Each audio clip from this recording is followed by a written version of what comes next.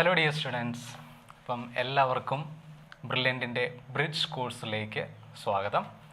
അപ്പോൾ നമ്മൾ ഫിസിക്സിൽ work energy power എന്ന് പറയുന്ന ടോപ്പിക്കിലെ ഒരു ബ്രിഡ്ജ് കോഴ്സാണ് നമ്മൾ ഈ ഒരു കോഴ്സ് കൊണ്ട് ഉദ്ദേശിക്കുന്നത്.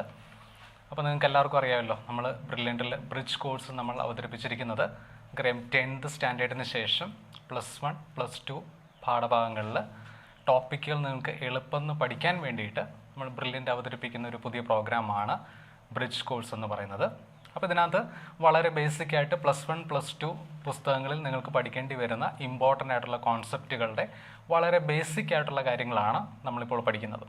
അപ്പോൾ ഈ കോഴ്സിന് ശേഷം നിങ്ങൾ പിന്നീട് +1 +2 കയറുന്ന സമയത്ത് അല്ലെങ്കിൽ ആ പുസ്തകങ്ങൾ പഠിക്കുന്ന സമയത്ത് നിങ്ങൾക്ക് കുറേ കൂടെ ബെറ്ററായിട്ട് കാര്യങ്ങൾ പഠിക്കാൻ വേണ്ടിയിട്ട് നമ്മൾ ഡിസൈൻ ചെയ്തിരിക്കുന്ന ഒരു കോഴ്സാണിത്. അപ്പോൾ +1 ഏറ്റവും ഇമ്പോർട്ടൻ്റ് ആയിട്ടുള്ള ചാപ്റ്ററുകളിൽ ഒന്നാണ് ലോസ് ഓഫ് മോഷൻ, അതുപോലെ തന്നെ വർക്ക് എനർജി പവർ എന്ന് പറയുന്നത്, അല്ലേ? അപ്പോൾ അതിൽ ലോസ് ഓഫ് മോഷൻ എന്ന് പറയുമ്പോൾ ബേസിക്കലി നിങ്ങൾക്കറിയാം, നിങ്ങൾ പഠിച്ചിട്ടുള്ള ന്യൂട്ടൺസ് ലോസ് ഓഫ് മോഷനാണ് നമ്മളതിനകത്ത് നോക്കുന്നത്. ഓക്കെ അല്ലേ? അപ്പോൾ അതിൻ്റെ കണ്ടിന്യൂവേഷനായിട്ട് വരുന്ന ഒരു ചാപ്റ്ററാണ് വർക്ക് എനർജി പവർ എന്ന് പറയുന്നത്. നിങ്ങൾക്ക് നോക്കിയറിയാം, ഇതിനകത്ത് 3 കാര്യങ്ങളാണ് പറഞ്ഞിരിക്കുന്നത്, അല്ലേ? നമ്മുടെ ചാപ്റ്ററിൻ്റെ ഹെഡിങ് തന്നെ എങ്ങനെയാണ്? Work energy power. അപ്പോൾ ആ ചാപ്റ്ററിൽ +1 ഉള്ള മുഴുവൻ കാര്യങ്ങളല്ല നമ്മളിവിടെ പഠിക്കാൻ പോകുന്നത്. +1 ആ കാര്യങ്ങൾ പഠിക്കാനായിട്ട് നിങ്ങൾ ഇമ്പോർട്ടൻ്റ് ആയിട്ട് അറിഞ്ഞിരിക്കേണ്ട കുറച്ച് കാര്യങ്ങളെ പറ്റിയാണ് നമ്മളിതിനകത്ത് പറയാൻ പോകുന്നത്. അപ്പോൾ നമ്മൾ ഈ ഒരു കോഴ്സ്, ഈ ഒരു വർക്ക് എനർജി പവറിലെ ബ്രിഡ്ജ് കോഴ്സ് നമ്മൾ 3 പാർട്ടായിട്ടായിരിക്കും നമ്മൾ ചെയ്യുന്നത്. അപ്പോൾ അതിലെ ഫസ്റ്റ് പാർട്ട് എന്ന് പറയുന്നത് വർക്കിനെ ബേസ് ചെയ്തിട്ടായിരിക്കും നമ്മൾ പറയുന്നത്.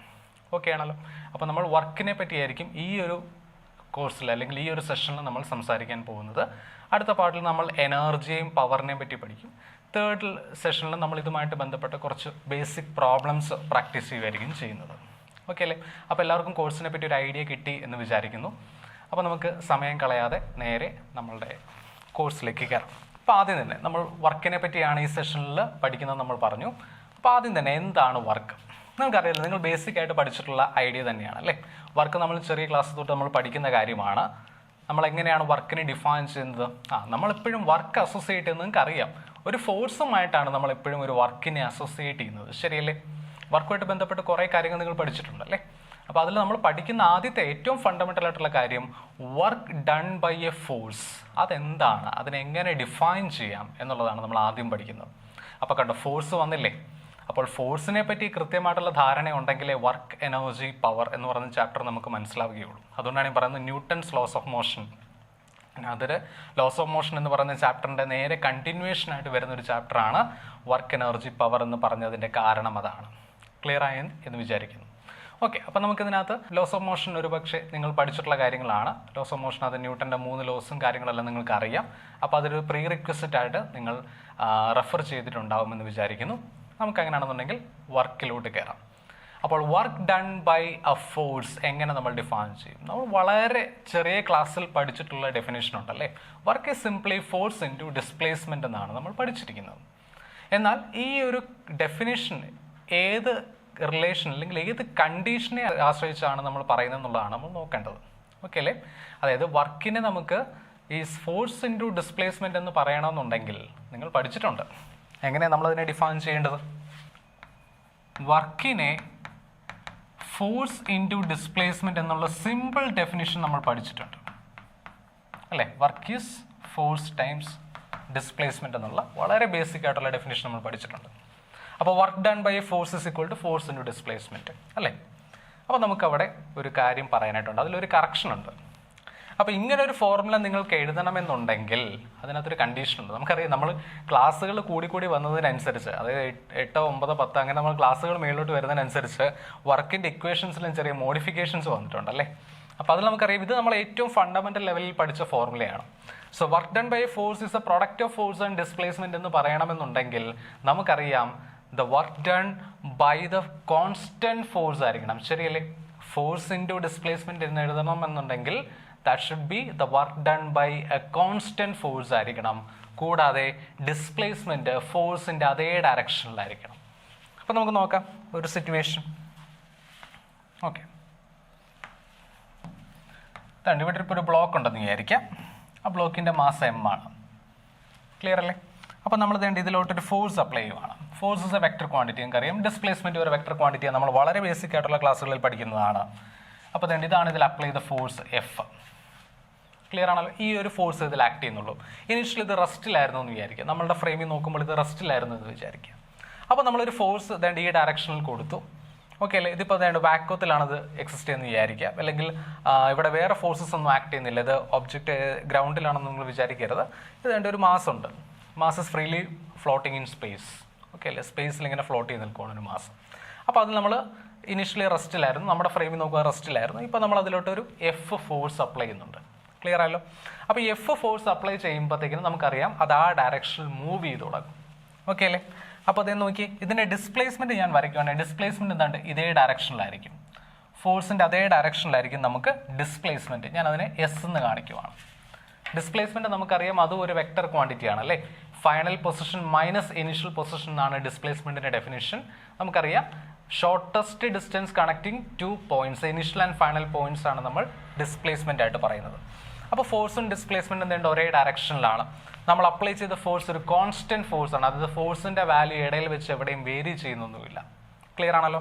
അപ്പോൾ അങ്ങനെ ഒരു കോൺസ്റ്റന്റ് ഫോഴ്സ് ചെയ്ത വർക്ക് കണ്ടുപിടിക്കാനായിട്ടുള്ള ഫോർമുലയാണ് work is equal to force times displacement എന്ന് പറയുന്നത്. So this expression holds. You need to find out the work done by a constant force when the object moves in the direction of force. അപ്പോൾ അതിനുള്ള ഫോർമുലയാണിത്. അപ്പോൾ ചുരുക്കം പറഞ്ഞാൽ നമ്മുടെ ഈ സിറ്റുവേഷനിൽ എം ഇനിഷ്യലി റെസ്റ്റിലായിരുന്നു അല്ലേ? അപ്പോൾ നമ്മൾ അതിലോട്ടൊരു ഫോഴ്സ് കൊടുത്തപ്പോഴാണ് അത് ഡിസ്പ്ലേസ്ഡ് ആയത്.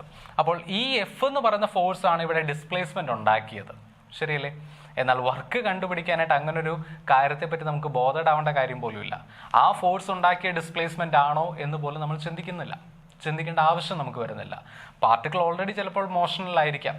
ഓക്കെ അല്ലേ? ഈ കേസിൽ ഫോഴ്സ് ഉണ്ടാക്കിയ ഡിസ്പ്ലേസ്മെന്റ് ആണ്. അപ്പോൾ അത് വളരെ ഇമ്പോർട്ടൻ്റ് ആയിട്ട് ശ്രദ്ധിക്കേണ്ട കാര്യം. പലർക്കും ഉണ്ടാകുന്നൊരു കൺഫ്യൂഷനാണത്. അപ്പം നമ്മുടെ അപ്ലൈ ചെയ്ത ഫോഴ്സ് ഉണ്ടാക്കിയ ഡിസ്പ്ലേസ്മെന്റ് തന്നെയാണോ നമ്മൾ കൊടുക്കേണ്ടത്? ഒരു നിർബന്ധവുമില്ല. നിങ്ങൾ ഫോഴ്സ് ഒന്നും കൊടുത്തില്ലെങ്കിൽ നമുക്കറിയാം ന്യൂട്ടൺസ് ഫസ്റ്റ് ലോ പ്രകാരം അതിൽ ഫോഴ്സ് ഒന്നും ആക്ട് ചെയ്യുന്നില്ല എന്നുണ്ടെങ്കിൽ ഒരു ഒബ്ജക്റ്റ് റെസ്റ്റിലോ അല്ലെങ്കിൽ കോൺസ്റ്റന്റ് വെലോസിറ്റിയിലോ മൂവ് ചെയ്യുന്നുള്ളതായിരുന്നു നമുക്കറിയാം. അപ്പോൾ ഇനീഷ്യലി നമ്മളൊരു പാർട്ടിക്കിൾ തന്നെ മൂവ് ചെയ്യുന്നുണ്ടായിരുന്നിരിക്കാം. അതിൽ പെട്ടെന്ന് ഏതെങ്കിലും ഒരു ഇൻസ്റ്റന്റിൽ ഒരു ഇന്റർവെല്ലിലേക്ക് ഒരു ഫോഴ്സ് ആക്ട് ചെയ്യുമായിരിക്കും ചെയ്യുന്നത്. ഓക്കെ അല്ലേ? അപ്പോൾ ആ ഡിസ്പ്ലേസ്മെന്റ് ആ ഫോഴ്സ് ഉണ്ടാക്കിയതാണോ എന്ന് ചോദിച്ചാൽ അവിടെ അല്ല. ഇനീഷ്യലി പാർട്ടിക്കിൾ എന്തായിരുന്നു? മൂവിങ്ങിലായിരുന്നു. ശരിയല്ലേ? അപ്പോൾ ഇനിഷ്യലി നമ്മുടെ പാർട്ടിക്കിൾ മൂവിങ്ങിലായിരുന്നു. അതിൽ ഏതോ ഒരു സമയത്ത് ഏതോ ഒരു ടൈം ഇന്റർവെല്ലിലേക്ക് കുറച്ച് സമയത്തേക്ക് ഒരു ഫോഴ്സ് ആക്ട് ചെയ്തു. ക്ലിയർ ആണല്ലോ? അപ്പോൾ ആ ഫോഴ്സ് ആ പാർട്ടിക്കിളിന്റെ മോഷനെ അഫക്റ്റ് ചെയ്യും എന്നുള്ളത് ശരിയാണ്. പക്ഷെ ആ ഡിസ്പ്ലേസ്മെന്റ് ഉണ്ടായത് ആ ഫോഴ്സ് മൂലമാണോ എന്ന് ചോദിച്ചാൽ അല്ല. അപ്പോൾ ശ്രദ്ധിക്കേണ്ട കാര്യം work done by a force എന്ന് പറയുന്നത് അവിടെ ഡിസ്പ്ലേസ്മെന്റ് എന്ന് പറയുന്നത് ഫോഴ്സ് ഉണ്ടാക്കുന്നതാണെന്ന് നിർബന്ധമില്ല. ഫോഴ്സ് ഉണ്ടാക്കിയ ഡിസ്പ്ലേസ്മെന്റ് ആകണമെന്ന് നിർബന്ധമില്ല. അത് ഇമ്പോർട്ടൻ്റ് ആയിട്ടുള്ള കാര്യമാണ്, ശ്രദ്ധിച്ചോണം. അതായത് ഓൾറെഡി ഡിസ്പ്ലേസ് ചെയ്തുകൊണ്ടിരുന്ന ഒരു പാർട്ടിക്കിളിൽ ഏതെങ്കിലും ഒരു ഫോഴ്സ് ആക്ട് ചെയ്യുന്നുണ്ടാവാം. ആ ഫോഴ്സ് ചെയ്ത വർക്ക് എത്രയാണെന്ന് കണ്ടുപിടിക്കാൻ നമ്മൾ അപ്ലൈഡ് ഫോഴ്സും ഡിസ്പ്ലേസ്മെന്റും എടുക്കുകയാണ് ചെയ്യുന്നത്, പ്രൊവൈഡഡ് ഫോഴ്സും ഡിസ്പ്ലേസ്മെന്റും ഒരേ ഡയറക്ഷനിലാണെങ്കിൽ. ഇനിയിപ്പോൾ അങ്ങനെ അല്ലെങ്കിലോ? അങ്ങനെ അല്ലാത്തൊരു സിറ്റുവേഷൻ നമുക്ക് നോക്കാം എങ്ങനെ വരുമെന്ന്. അപ്പോൾ അതിനല്ലാത്തൊരു സിറ്റുവേഷൻ നമ്മൾ നോക്കുവാണെങ്കിൽ വേണ്ട, ഇതിപ്പോൾ അതിൻ്റെ ഒരു ഫ്ലോറാണെന്ന് വിചാരിക്കും. ഒരു റഫായിട്ടുള്ള ഒരു ഫ്ലോറാണ്. ഓക്കെ അല്ലേ? അപ്പോൾ അതിൽ വേണ്ട ഒരു ബ്ലോക്ക് ചെയ്യാൻ വെച്ചിട്ടുണ്ട്. എം എന്ന് പറയുന്നത് ബ്ലോക്ക് ചെയ്യാൻ വെച്ചിട്ടുണ്ട്. ഓക്കെ അല്ലേ? എന്നിട്ട് ഞാൻ വേണ്ട ഇതിലൊരു റോപ്പ് അറ്റാച്ച് ചെയ്തിട്ടുണ്ട്. ആ റോപ്പിൻ്റെ മറ്റേ അറ്റത്ത് ഞാനൊരു ഫോഴ്സ് കൊടുക്കുവാണ്. ഓക്കെ അല്ലേ? ഇങ്ങോട്ട് ഞാൻ റോപ്പ് അറ്റാച്ച് ചെയ്യുന്നുണ്ട് നമ്മുടെ ബ്ലോക്കിലോട്ട്. അതിന് വേണ്ടി ഈ അറ്റത്തും ഞാനൊരു ഫോഴ്സ് കൊടുക്കുവാണ്. ക്ലിയർ ആണല്ലോ? ഒരു ഫോഴ്സ് കൊടുക്കും. ഓക്കെ അല്ലേ? ഇപ്പോൾ താഴെ വേണ്ട ഒരു ഒബ്ജക്റ്റ് ഉണ്ട്. നമ്മൾ മേളിലോട്ടാണ് അതിനെ വലിക്കുന്നത്. നേരെ വെർട്ടിക്കലി മേളിലോട്ടല്ല, അറ്റ് ആൻ ആംഗിൾ. ആംഗിൾ നമുക്കിവിടെ മാർക്ക് ചെയ്യാം. അത് ഹൊറിസോണ്ടലായിട്ട് മേക്ക് ചെയ്യുന്ന ആംഗിൾ എന്ന് പറയുന്നത് തീറ്റയാണെന്ന് വിചാരിക്കാം. ഫോഴ്സും ഹൊറിസോണ്ടലും തമ്മിൽ മേക്ക് ചെയ്യുന്ന ആംഗിൾ തീറ്റയെന്ന് വിചാരിക്കാം. അപ്പോൾ അതുകൊണ്ട് റോപ്പിനെ നിങ്ങളിങ്ങനെ പുള്ള് ചെയ്യുവാണ് എഫ് ഫോഴ്സ് വെച്ചിട്ട് at an angle theta with respect to horizontal. അപ്പോൾ ഇതൊക്കെ നമ്മൾ ചെയ്ത് നോക്കിയിട്ടുള്ള കാര്യമായിരിക്കും അല്ലേ? നമ്മുടെ ഡെയിലി ലൈഫ് സിറ്റുവേഷൻസ് തന്നെ നമുക്ക് കാണാൻ പറ്റുന്ന ഒരു എക്സാമ്പിളാണത്. അപ്പോൾ അങ്ങനെ ഫോഴ്സ് അപ്ലൈ ചെയ്ത് നിങ്ങൾക്ക് അറിയാം ഒബ്ജക്റ്റ് മൂവ് ചെയ്യാൻ പോകുന്നത് എന്തായാലും ഈ ഡയറക്ഷനിലായിരിക്കത്തൊന്നുമില്ല. ഒബ്ജക്റ്റ് മൂവ് ചെയ്യുമ്പോൾ ഏതിലൂടെ ആയിരിക്കും? നമ്മുടെ സർഫസിലൂടെ തന്നെയല്ലേ മൂവ് ചെയ്യുന്നത്. നിങ്ങൾ ഇങ്ങനെ പുള്ളി എന്ന് പറഞ്ഞാൽ ഒബ്ജക്റ്റ് മൂവ് ചെയ്യുന്നത് എങ്ങനെയായിരിക്കും? ഈ ഡയറക്ഷനിലായിരിക്കും കേട്ടോ. അപ്പോൾ ഫോഴ്സിന്റെ ഡയറക്ഷൻ തന്നെ ഡിസ്പ്ലേസ്മെന്റ് വരണമെന്ന് ഒരു നിർബന്ധവുമില്ല.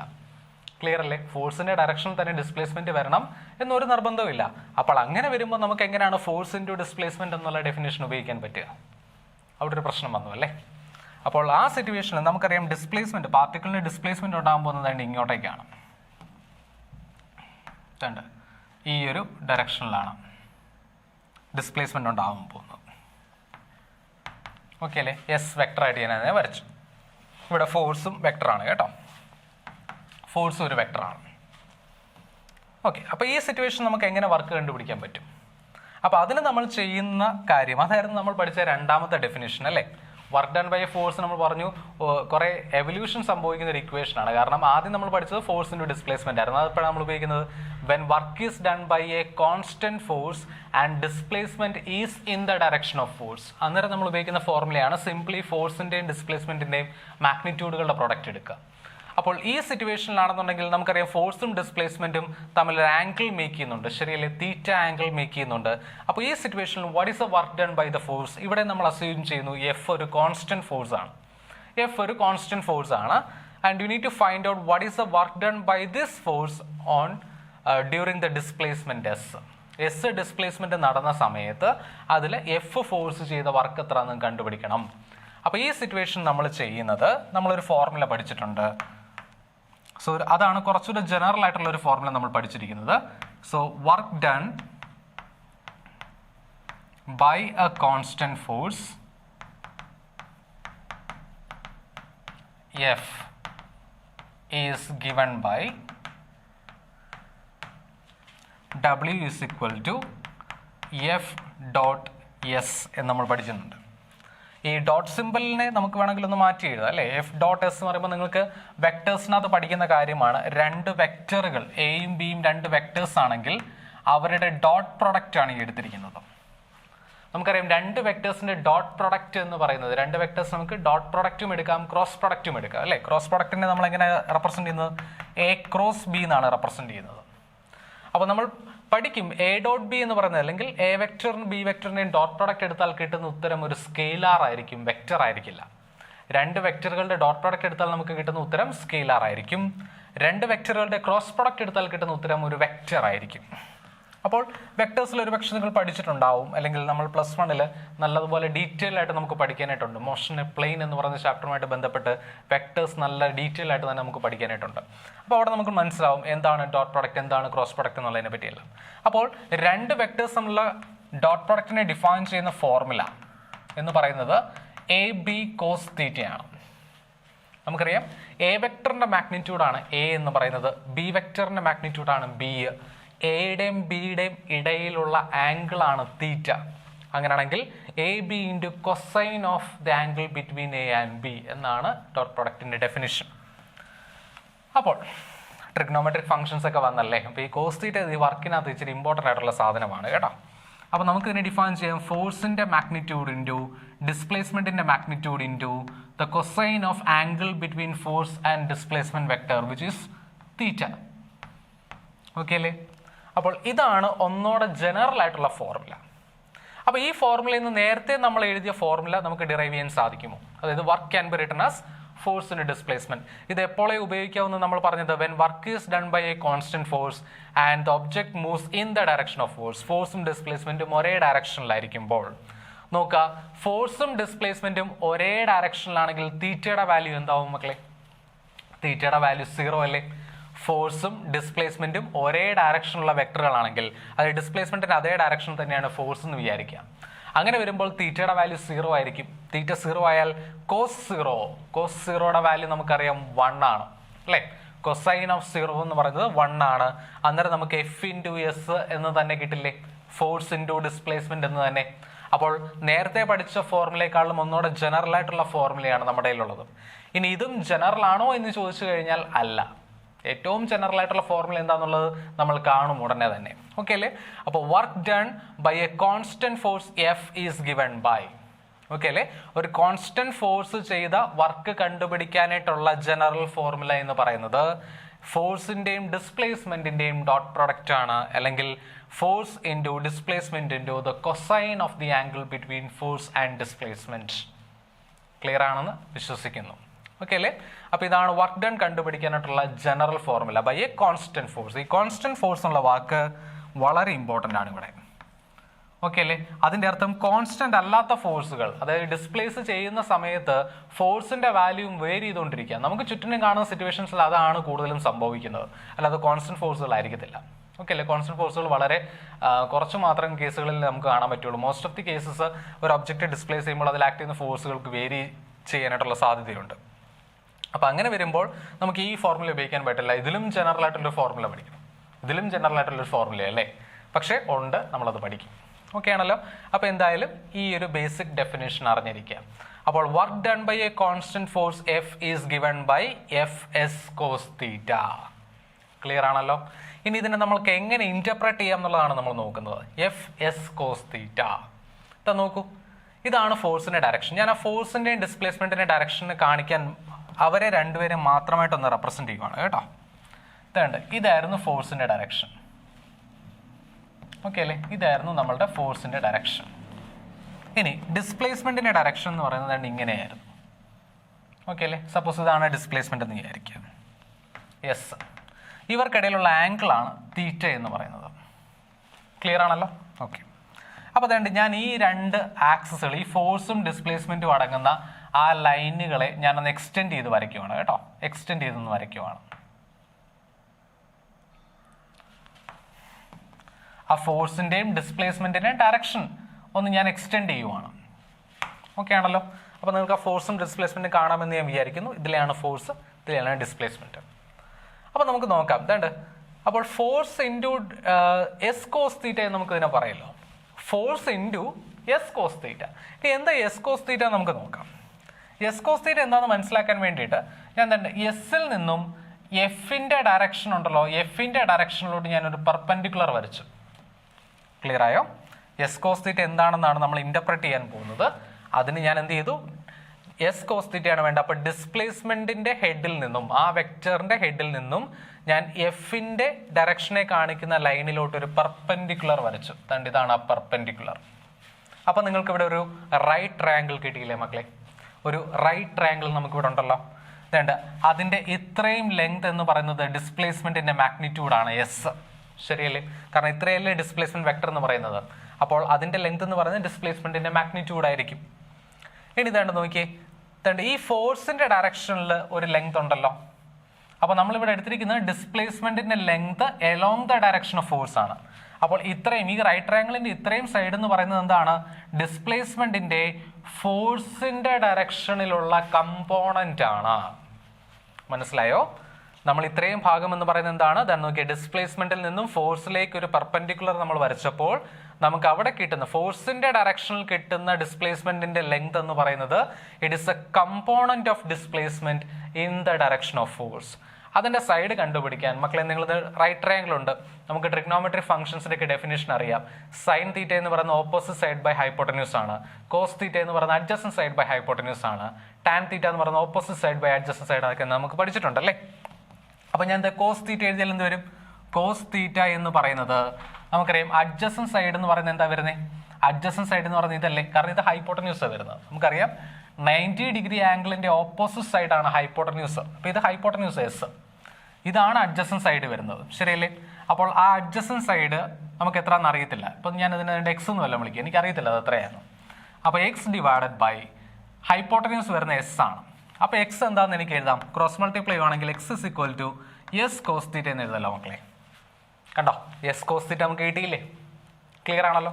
അപ്പോൾ എസ് കോസ് തീറ്റയെ നമ്മൾ വിളിക്കുന്ന പേരെന്താണ്? It is the component of displacement, component of displacement in the direction of force, in the direction of force.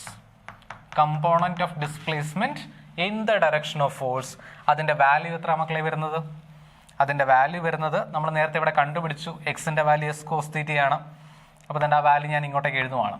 അപ്പോൾ ഇത് ഇത്രയും സൈഡിന്റെ ലെങ്ത് എന്ന് പറയുന്നത് എന്തായിരിക്കും? എസ് കോസ് തീറ്റ ആയിരിക്കും. അപ്പോൾ work done by a force കണ്ടുപിടിക്കാൻ നമ്മൾ എന്താ ചെയ്തത്? ഫോഴ്സിന്റെ magnitude into the component of displacement in the direction of force ആണ് ചെയ്തത്. ശരിയല്ലേ? Force into S cos theta. What is S cos theta? It is a component of displacement in the direction of force. ഫോഴ്സിന്റെ ഡയറക്ഷനിലുള്ള ഡിസ്പ്ലേസ്മെന്റിന്റെ component നമ്മൾ ഇട്ട് multiply ചെയ്തു ഫോഴ്സിന്റെ കൂടെ. Clear ആണല്ലോ? അതുകൊണ്ടാണ് ഫോഴ്സും എസും ഒരേ ഡയറക്ഷനിലാണെങ്കിൽ എസിന്റെ കമ്പോണന്റ് അലോങ് എഫ് എന്ന് പറയുന്നത് നമുക്കറിയാം ഡിസ്പ്ലേസ്മെന്റ് വെക്ടറിന്റെ മുഴുവൻ ലെങ്ത് വരും. ഡിസ്പ്ലേസ്മെന്റ് മുഴുവനായിട്ട് ഫോഴ്സിന്റെ ഡയറക്ഷനിലാണ്. അന്നേരമാണ് നമ്മൾ ഫോഴ്സ് ഇൻറ്റു ഡിസ്പ്ലേസ്മെന്റ് എന്ന് എഴുതുന്നത്. ശരിയല്ലേ?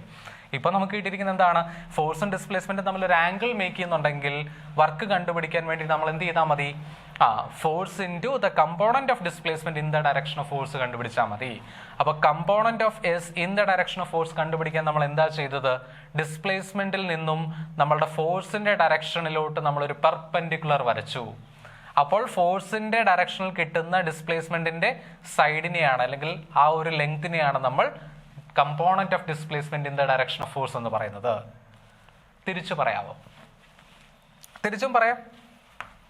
കാരണം എഫ് ഒരു നമ്പറാണ്, എസ് മറ്റൊരു നമ്പറാണ്, കോസ് തീറ്റ വേറൊരു നമ്പർ അല്ലേ?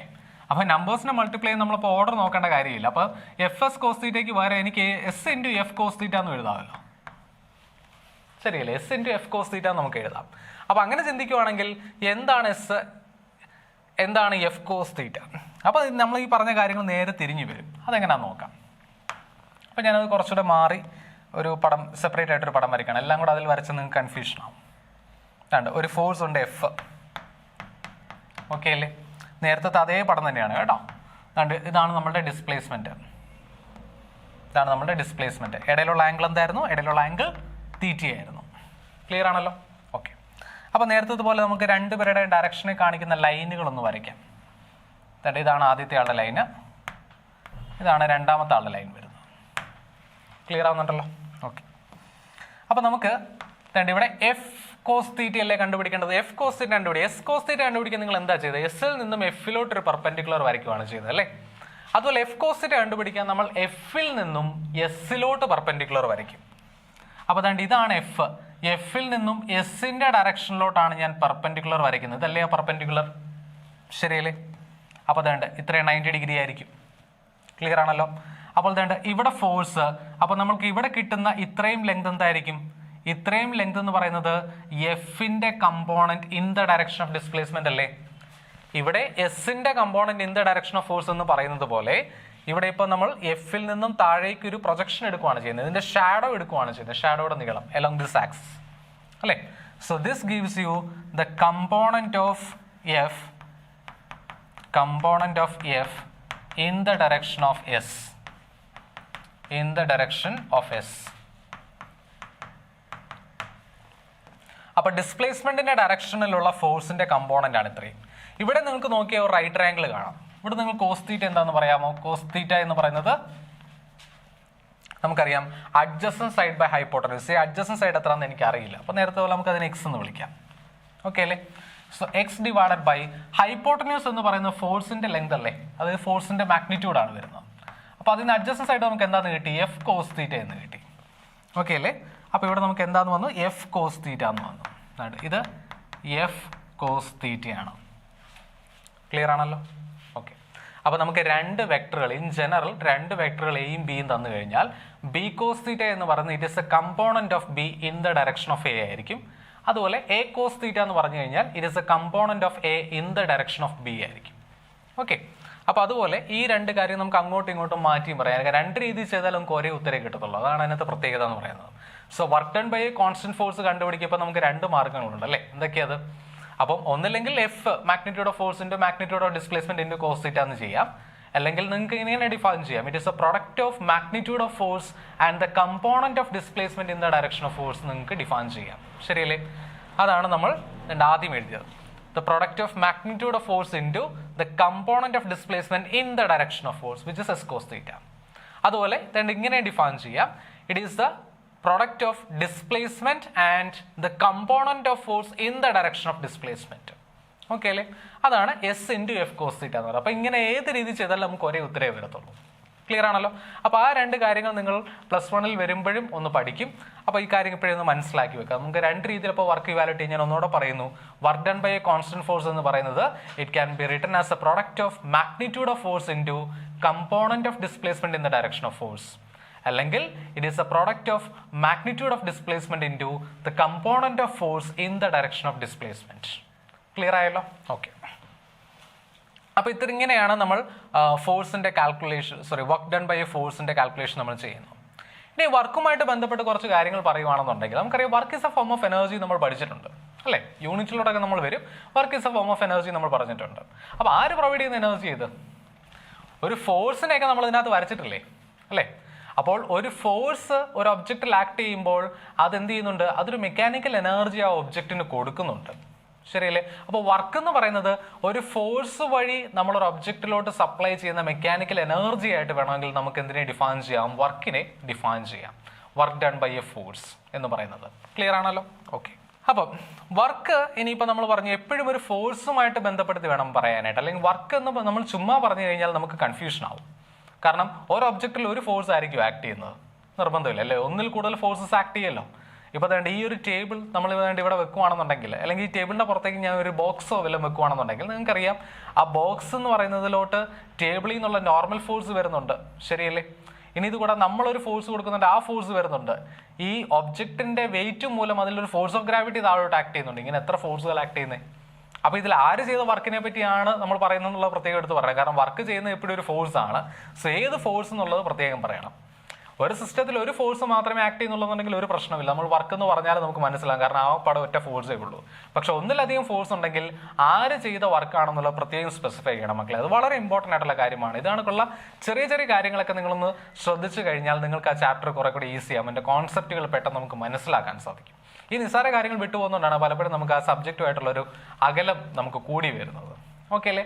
അപ്പോൾ ഫോഴ്സ് എന്ന് പറയുന്ന കാര്യമായിട്ട് കണക്ട് ചെയ്ത് വേണം വർക്കിനെ പറ്റി സംസാരിക്കാൻ. So work done by which force എന്നുള്ളത് വളരെ ഇമ്പോർട്ടൻ്റ് ആണ്. Work done by gravitation force ആണോ? Work done by spring force ആണോ? Work done by normal force ആണോ? വർക്ക് ഡൺ ബൈ ഫ്രിക്ഷൻ ആണോ?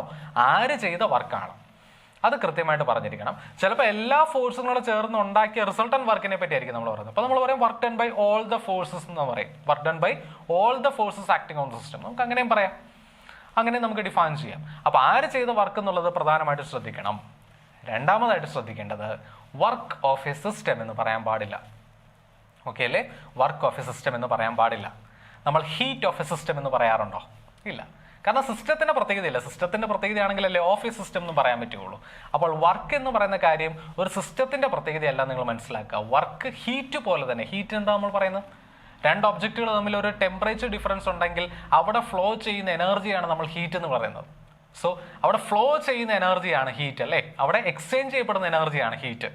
അല്ലെങ്കിൽ ട്രാൻസ്ഫർ ചെയ്യപ്പെടുന്ന അല്ലെങ്കിൽ മോഷനിലുള്ള എനർജിയാണ് ഹീറ്റ്. എനർജി ട്രാൻസ്ഫർ നടന്നുകൊണ്ടിരിക്കുകയാണ്. ട്രാൻസ്ഫർ ചെയ്യപ്പെടുന്ന എനർജിയാണ് നമ്മൾ ഹീറ്റ് എന്ന് പറയുന്നത്. എന്ന് പറയുന്ന പോലെ വർക്ക് എന്ന് പറയുന്നത് ഒരു ഒബ്ജക്റ്റിൽ ഒരു ഫോഴ്സ് ആക്ട് ചെയ്യുമ്പോൾ ആ ഒബ്ജക്റ്റിലോട്ട് അത് ട്രാൻസ്ഫർ ചെയ്യുന്ന എനർജിയാണ് വർക്ക് എന്ന് പറയുന്നത്. ഒരു സിസ്റ്റത്തിന്റെ പ്രത്യേകതയായിട്ട് നമ്മൾ പറയാൻ പാടില്ല. പകരം എന്തായിട്ട് പറയണം? വർക്ക് ഡൺ എന്ന് പറയുന്നത് ഒരു ഫോഴ്സിന്റെ കാര്യത്തിൽ വേണം നമ്മൾ പറയാനായിട്ട്. അല്ലാതെ വർക്ക് ഓഫ് എ സിസ്റ്റം എന്നുള്ള വാക്ക് തെറ്റാണ്, അങ്ങനെ ഉപയോഗിക്കരുത് കേട്ടോ. Work done by the system എന്നൊക്കെ നമ്മൾ പറയാറുണ്ട്. വർക്ക് ഡൺ ബൈ ദ സിസ്റ്റവും work done on the system ഒക്കെ എന്നൊക്കെ നിങ്ങൾ തെർമോഡൈനാമിക്സിനകത്ത് പഠിക്കും. അപ്പോൾ അതാണുള്ള കാര്യങ്ങൾ നമ്മൾ അവിടെ പറയാറുണ്ട്. അതായത് സിസ്റ്റം ചെയ്യുന്ന വർക്കും സിസ്റ്റത്തിലോട്ട് ചെയ്യപ്പെടുന്ന വർക്കും എന്നുള്ളതാണ് ഉദ്ദേശിക്കുന്നത്. അവിടെ നമ്മൾ ഫോഴ്സിനെ പറ്റി തന്നെയാണ് ഉദ്ദേശിക്കുന്നത്. ഓക്കെ അല്ലേ? പക്ഷെ വർക്ക് ഓഫ് എ സിസ്റ്റം പോലുള്ള വാക്കുകൾ ഉപയോഗിക്കരുത്, അത് തെറ്റായിട്ടുള്ള ടെർമിനോളജീസ് ആണ്. ഓക്കെ, അപ്പോൾ ഇത്രയൊക്കെയുള്ളൂ നമുക്കൊരു ബേസിക് ഇൻട്രൊഡക്ഷൻ ആയിട്ട് നമുക്ക് പറയാനായിട്ടുള്ളത്. പിടികിട്ടിയല്ലോ? നമുക്കൊരു ബേസിക് ഇൻട്രൊഡക്ഷൻ ആയിട്ട് വർക്കിനെ പറ്റി പറയാനായിട്ടുള്ള ഇത്രയും കാര്യങ്ങളാണ്. ഇനിയിപ്പോൾ നമുക്ക് നോക്കാം എന്താണ് യൂണിറ്റ് ഓഫ് വർക്ക് എന്ന് പറയുന്നത്. ഓക്കെ അല്ലേ? അപ്പോൾ യൂണിറ്റ് ഓഫ് വർക്ക് നിങ്ങൾ നോക്കുവാണെങ്കിൽ വർക്കിന്റെ യൂണിറ്റ് നമ്മൾ പറഞ്ഞു work is a form of energy നമ്മൾ പറഞ്ഞല്ലേ. വർക്ക് എന്ന് പറയുന്നത് work is a form of energy. Work എന്ന് പറയുന്നത് എന്താണ്? It is a form of energy ആണ്. Work is a form of energy. Clear ആണല്ലോ? എനർജിയുടെ യൂണിറ്റ് നമുക്കറിയാം അല്ലേ? എനർജിയുടെ യൂണിറ്റ് എന്ന് പറയുന്നത് നമുക്കറിയാം ജൂൾ ആണ്. അതുകൊണ്ട് വർക്കിന്റെ യൂണിറ്റും എന്ത് തന്നെയായിരിക്കും മക്കളെ? ജൂൾ ആയിരിക്കും. നമുക്കറിയാം ജൂളിനെ നമ്മൾ റെപ്രസെന്റ് ചെയ്യുന്നത് ക്യാപിറ്റൽ ജെ എന്ന് പറയുന്ന സിമ്പിൾ ഉപയോഗിച്ചിട്ടാണ് അല്ലേ? 1 ജൂൾ എന്ന് പറഞ്ഞുകൊണ്ടാണ് നമ്മൾ ഡിഫൈൻ ചെയ്യുന്നത്. ഓക്കെ, അപ്പോൾ അതാണ് വർക്കിന്റെ യൂണിറ്റ് വരുന്നത്. വർക്കിനും എനർജിക്കും എല്ലാം ഒരേ യൂണിറ്റ് ആണ്, അറിഞ്ഞിരിക്കണം. ജൂൾ ആണ് വരുന്നത്. വർക്ക്, ഹീറ്റ്, എനർജി ഇതിനെല്ലാം സെയിം യൂണിറ്റ് ആണ്, ജൂൾ ആണ് വരുന്നത്. ക്ലിയർ ആണല്ലോ? ഇനി എങ്ങനെ ഒരു ജൂളിനെ നമുക്ക് ഡിഫൈൻ ചെയ്യാൻ പറ്റുന്നത്? അത് മറ്റൊരു ചോദ്യമാണ്. അപ്പോൾ നമുക്കറിയാം നമ്മൾ ബേസിക്കലി ഇതാണ്ട് ഇപ്പം എഫും എസും ഒരേ ഡയറക്ഷൻ ആണെന്ന് വിചാരിക്കുക, ഫോഴ്സും ഡിസ്പ്ലേസ്മെന്റ് ഒരേ ഡയറക്ഷൻ ആണെന്ന് വിചാരിക്കുക. അതിൽ വലിയ കഥയൊന്നുമില്ല, നമുക്ക് യൂണിറ്റ് ഡിഫൈൻ ചെയ്യാൻ വേണ്ടിയിട്ടാണ്.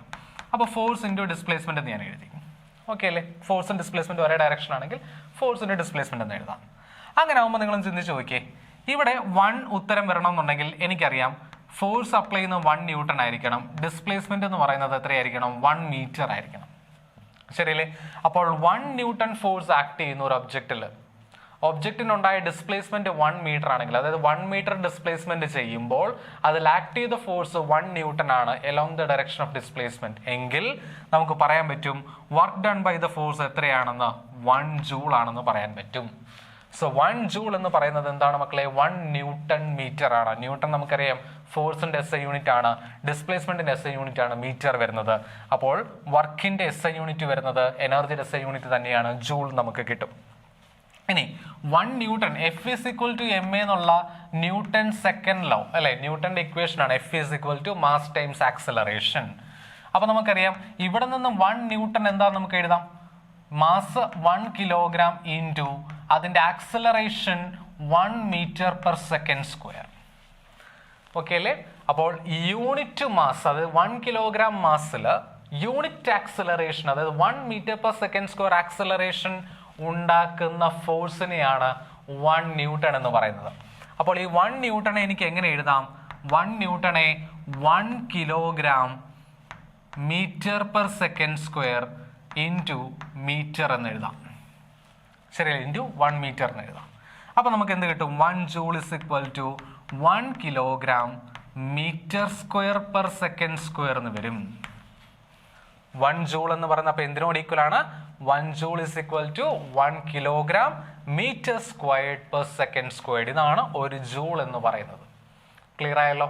അപ്പോൾ ഇതാണ് ബേസ് യൂണിറ്റുകൾ. നമുക്കറിയാം SI സിസ്റ്റം ഓഫ് യൂണിറ്റ്സ് നമ്മൾ പഠിക്കുന്നുണ്ട്. അപ്പോൾ അതുപ്രകാരം 7 ഫണ്ടമെന്റൽ യൂണിറ്റുകളാണ് നമുക്കുള്ളത് അല്ലെ? 7 ഫണ്ടമെന്റൽ യൂണിറ്റ്. അതിലെ മെക്കാനിക്സിനകത്ത് കോമൺ ആയിട്ട് ഉപയോഗിക്കുന്നത്, അല്ലെങ്കിൽ മെക്കാനിക്സിനകത്ത് വളരെയധികം ഫ്രീക്വന്റ് ആയിട്ട് നമുക്ക് ഉപയോഗിക്കേണ്ടി വരുന്ന 3 യൂണിറ്റുകളുണ്ട് അല്ലെ? 3 ബേസ് യൂണിറ്റുകളുണ്ട്. ഏതൊക്കെയാണ്? Mass, length, time. ഓക്കെ അല്ലെ? മെക്കാനിക്സിനകത്ത് ഒരുമാതിരിപ്പെട്ട എല്ലാ ക്വാണ്ടിറ്റീസും ഈ മാസ്, ലെങ്ത്, ടൈമും നിന്നും ഡിറൈവ് ചെയ്തെടുക്കുന്ന യൂണിറ്റുകളാണ് നമ്മൾ പഠിക്കുന്നുണ്ട്. അപ്പോൾ നമുക്കറിയാം ഇതിന്റെ ഡൈമെൻഷണൽ ഫോർമുല നമ്മൾ നോക്കുവാണെങ്കിൽ ഡൈമെൻഷണൽ ഫോർമുല എന്ത് വരും? നമുക്കറിയാലോ, നമുക്ക് 7 ബേസിക് യൂണിറ്റുകളല്ലേ ഉള്ളത്. അതിൽ മെക്കാനിക്സിനകത്ത് നമ്മൾ ഫ്രീക്വന്റ് ആയിട്ട് ഉപയോഗിക്കുന്ന ഏതൊക്കെയാണ്? മാസ് M എന്ന് ഡിനോട്ട് ചെയ്യും, ലെങ്ത് L എന്ന് ഡിനോട്ട് ചെയ്യും, ടൈം T എന്ന് ഡിനോട്ട് ചെയ്യും. അപ്പോൾ കിലോഗ്രാം വന്നതുകൊണ്ട് അവിടെ മാസ് വരുന്നുണ്ട്. മാസിനെ നമ്മൾ റെപ്രസെന്റ് ചെയ്യുന്നത്, മാസിന്റെ ഡയമെൻഷൻ ലെറ്ററിനെ കാണിക്കുന്നത് M വെച്ചിട്ടാണ്. അപ്പോൾ കിലോഗ്രാമിന്റെ പവർ 1 അല്ലേ? അപ്പോൾ മാസിന്റെയും പവർ 1 വന്നു. മീറ്റർ സ്ക്വയർഡ്, മീറ്റർ എന്ന് പറയുന്നത് ലെങ്തിനെ കാണിക്കുന്നതാണ്. അപ്പോൾ അവിടെ ഡയമെൻഷൻ ലെങ്തിന്റെ ഡയമെൻഷനാണ് വന്നിരിക്കുന്നത്, ലെങ്തിന്റെ യൂണിറ്റ് ആണ് വന്നിരിക്കുന്നത്. അതിന് ഡയമെൻഷൻ 2 ആണ്. അപ്പോൾ എല്ലിന്റെ ഡയമെൻഷൻ നമ്മൾ 2 കൊടുത്തു. ഇനി പെർ സെക്കൻഡ് സ്ക്വയർ എന്ന് പറയുമ്പോൾ ഡിവൈഡഡ് ബൈ സെക്കൻഡ് എന്ന് പറയുന്ന ടൈമിന്റെ ആണ്, ആൻഡ് സ്ക്വയർ വരുന്നതുകൊണ്ട് T സ്ക്വയർ കൊടുത്തു. അപ്പൊ നമുക്കിത് എങ്ങനെ എഴുതാം? m⁻1 L⁻2 T⁻2 എന്ന് എഴുതാം. ഇതാണ് ഡൈമെൻഷണൽ ഫോർമുല ഫോർ വർക്ക് അല്ലെങ്കിൽ എനർജി എന്ന് പറയുന്നത്. mL² T⁻2. ഓക്കെ അല്ലേ? അത് പഠിച്ചിരുന്നോ? അപ്പോൾ 1 ജൂളിനെ നമ്മൾ ഡിഫൈൻ ചെയ്തു. ഇത് SI യൂണിറ്റ് ആണെന്ന് പറഞ്ഞു അല്ലെ? 1 kilogram metre square per second square ആണ് നമ്മൾ 1 ജൂൾ ആയിട്ട് പറയുന്നത്. അത് അതിന്റെ SI യൂണിറ്റ് ആണെന്ന് ഞാൻ പറഞ്ഞു. അപ്പോൾ എന്തായിരിക്കും CGS യൂണിറ്റ് വരുന്നത്? നിങ്ങൾ ഒരുപക്ഷെ കേട്ടിട്ടുണ്ടായിരിക്കും അല്ലേ? CGS യൂണിറ്റ് പറയുന്നത് നമുക്കറിയാം സെന്റിമീറ്റർ ഗ്രാം സെക്കൻഡ്. എന്താണ്? Centimetre gram second. അതാണ് CGS വരുന്നത്. അപ്പോൾ ലെങ്ത് നമ്മൾ മീറ്ററിന് പകരം സെന്റിമീറ്ററിൽ എഴുതും, മാസ് നമ്മൾ കിലോഗ്രാമിന് പകരം ഗ്രാമിൽ എഴുതും, ടൈം നമ്മൾ സെക്കൻഡിൽ തന്നെയാണ് എഴുതുന്നത് അല്ലേ? SIയിലായിരുന്നെങ്കിൽ നമ്മൾ ലെങ്ത് മീറ്ററിൽ എഴുതിയേനെ, മാസ് കിലോഗ്രാമിൽ എഴുതിയേനെ, ടൈം സെക്കൻഡിൽ എഴുതിയേനെ.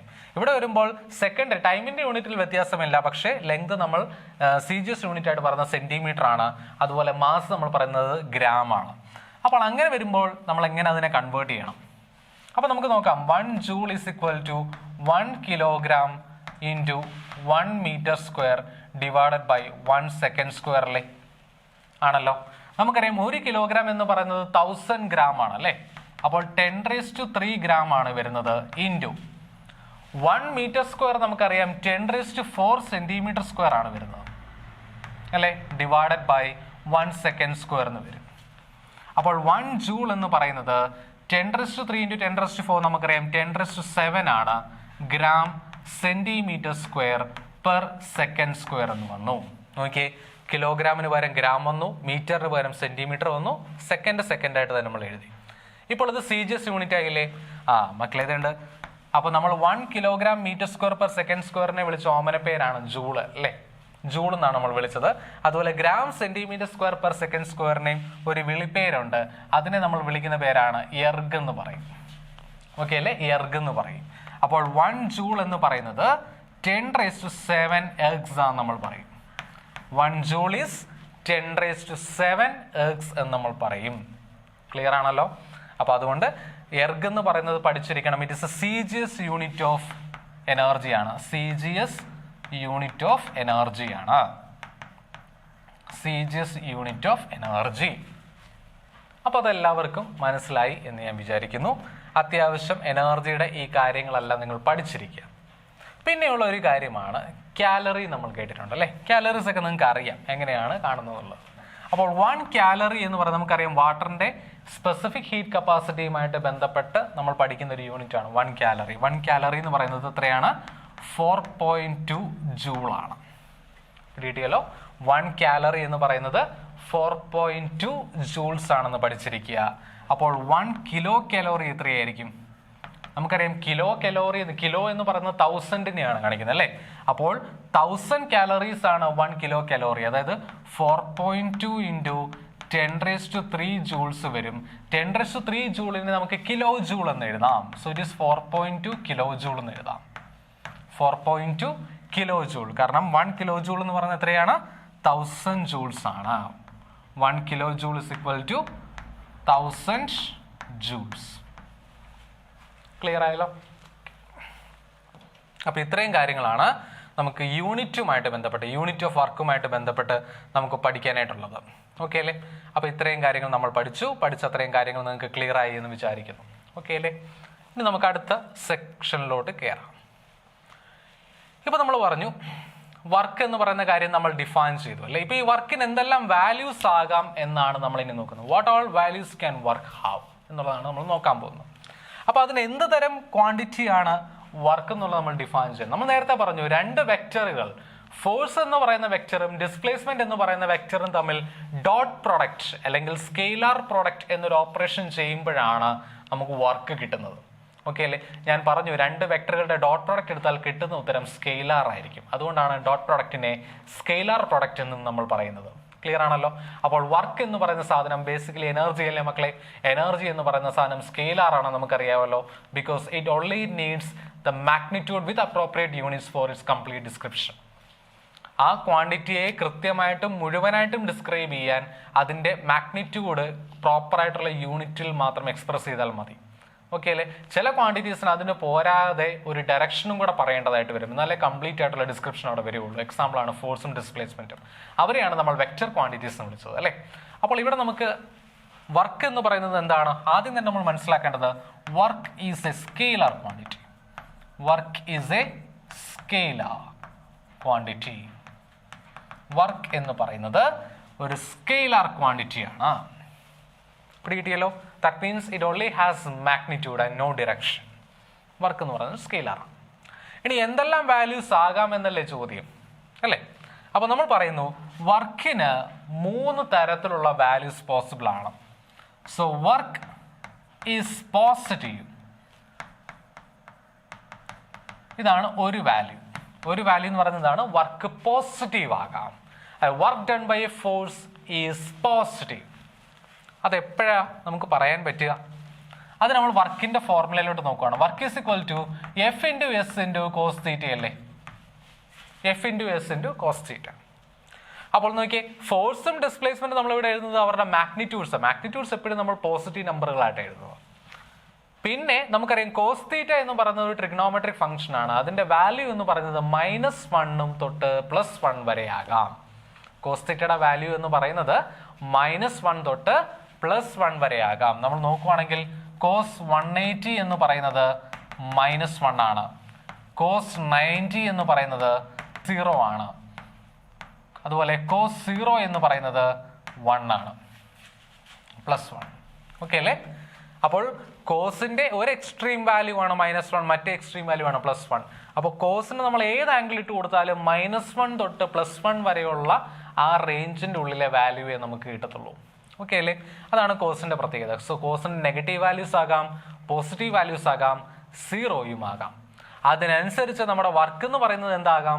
പോസിറ്റീവ് ആകാം, 0 ആകാം, നെഗറ്റീവ് ആകാം. കിട്ടിയല്ലോ? അപ്പോൾ വർക്ക് എപ്പോഴാണ് പോസിറ്റീവ് ആണ് എന്ന് നമുക്ക് പറയാൻ സാധിക്കുന്നത് എന്നാണ് ചോദ്യം. അപ്പോൾ നമുക്കറിയാം കോസ് തീറ്റ എപ്പോഴാണ് പോസിറ്റീവ് ആണ് എന്ന് ചോദിക്കുന്നതിന് തുല്യമല്ലേ അത്? കാരണം വർക്ക് പോസിറ്റീവ് ആണെങ്കിൽ ആര് പോസിറ്റീവ് ആകണം? കോസ് തീറ്റ പോസിറ്റീവ് ആകണം. കോസ് തീറ്റ പോസിറ്റീവ് ആകുന്നത് when the angle theta is less than 90 degree വരുമ്പോഴാണ്. നിങ്ങൾ നോക്കിയേ, കോസ് 180 അല്ലേ -1, അവിടെ നിങ്ങൾ നിങ്ങളുടെ ആംഗിൾ കുറച്ച് അത് 120, 110, 100 എന്നിട്ട് പിന്നെ അവസാനം 90 ആകുമ്പോൾ വാല്യൂ എന്തായിട്ട് മാറി മക്കളെ? 0 ആയിട്ട് മാറി. പിന്നെ നിങ്ങൾ ആംഗിൾ കുറയ്ക്കുമ്പോഴത്തേനും വാല്യൂ പിന്നെ 0 എന്ന് പോസിറ്റീവ് ആകാൻ തുടങ്ങും അല്ലേ? നമുക്കറിയാം cos 30 എന്ന് പറയുമ്പോൾ നമുക്ക് √3/2 വരും, cos 45 എന്ന് പറയുമ്പോൾ 1/√2 വരും എന്നൊക്കെ നമുക്കറിയാം. അങ്ങനെ 0 ആകുമ്പോൾ മാക്സിമം വാല്യൂ ആയിട്ടുള്ള +1 നമുക്ക് കിട്ടും. അപ്പൊ അതുകൊണ്ട് തീറ്റ 90ൽ താഴെയാണെന്നുണ്ടെങ്കിൽ മാത്രമേ നമുക്ക് പോസിറ്റീവ് വാല്യൂസ് വരത്തുള്ളൂ അല്ലേ? 0ക്കും 1നും ഇടയിലാണല്ലേ വാല്യൂസ് വരുന്നത്. അന്നേരം 90ക്ക് താഴെയാണെന്നുണ്ടെങ്കിൽ 0ക്കും 1നും ഇടയിലുള്ള വാല്യൂസ് വരുന്നത്, അത് പോസിറ്റീവ് വാല്യൂസ് ആണ്. അപ്പോൾ ആ കേസിലാണ് വർക്ക് പോസിറ്റീവ് എന്ന് പറയുന്നത്. അതായത് ഫോഴ്സ് വെക്ടറും ഡിസ്പ്ലേസ്മെന്റ് വെക്ടറും തമ്മിൽ മേക്ക് ചെയ്യുന്ന ആംഗിൾ എന്ന് പറയുന്നത് ഒരു അക്യൂട്ട് ആംഗിൾ ആയിരിക്കണം. ശരിയല്ലേ? ലെസ് ദാൻ 90 ഡിഗ്രി ആംഗിളിൽ നമ്മൾ വിളിക്കുന്ന പേര് അക്യൂട്ട് ആംഗിൾ എന്നാണ്. അപ്പൊ നമ്മൾ നേരത്തെ തന്നെ ഒരു പടം വരച്ചായിരുന്നു ഇവിടെ. ഈ പടം നോക്കൂ, ഇവിടെ അക്യൂട്ട് ആംഗിൾ അല്ലേ നമ്മൾ പറഞ്ഞിരിക്കുന്നത്. ഫോഴ്സും ഡിസ്പ്ലേസ്മെന്റും തമ്മിൽ മേക്ക് ചെയ്യുന്ന ആംഗിൾ 90 ഡിഗ്രിയിൽ താഴെയല്ലേ മക്കളെ? അപ്പൊ അതുകൊണ്ട് ഇവിടെ work done by the force നമുക്ക് എന്തായിട്ട് കിട്ടും? പോസിറ്റീവ് ആയിട്ട് കിട്ടും. Work done by the force എന്ന് പറയുന്നത് പോസിറ്റീവ് ഉത്തരം കിട്ടും. ഓക്കെ അല്ലേ? അത് സംഭവിക്കുന്ന എപ്പോഴാണ്? Angle between force and displacement 90 ഡിഗ്രിയിൽ താഴെ ആയിരിക്കുമ്പോഴാണ്. ഇനിയിപ്പോ അടുത്ത സിറ്റുവേഷൻ നമ്മൾ നോക്കാം. വർക്ക് എപ്പോഴാണ് 0 ആകുന്നത്? So work is 0 when? Work എപ്പോഴാണ് 0 ആകുന്നത്? അതിന് കോസ് തീറ്റയുടെ വാല്യൂ 0 ആകണം. കോസ് തീറ്റയുടെ വാല്യൂ 0 ആകുന്ന എപ്പോഴാണ്? 90 ഡിഗ്രിയിലാണ്. അപ്പോൾ തീറ്റ എന്തായിരിക്കണം? Theta should be equal to 90 degree ആയിരിക്കണം. Theta should be equal to 90 degree ആയിരിക്കണം. ക്ലിയർ ആണല്ലോ?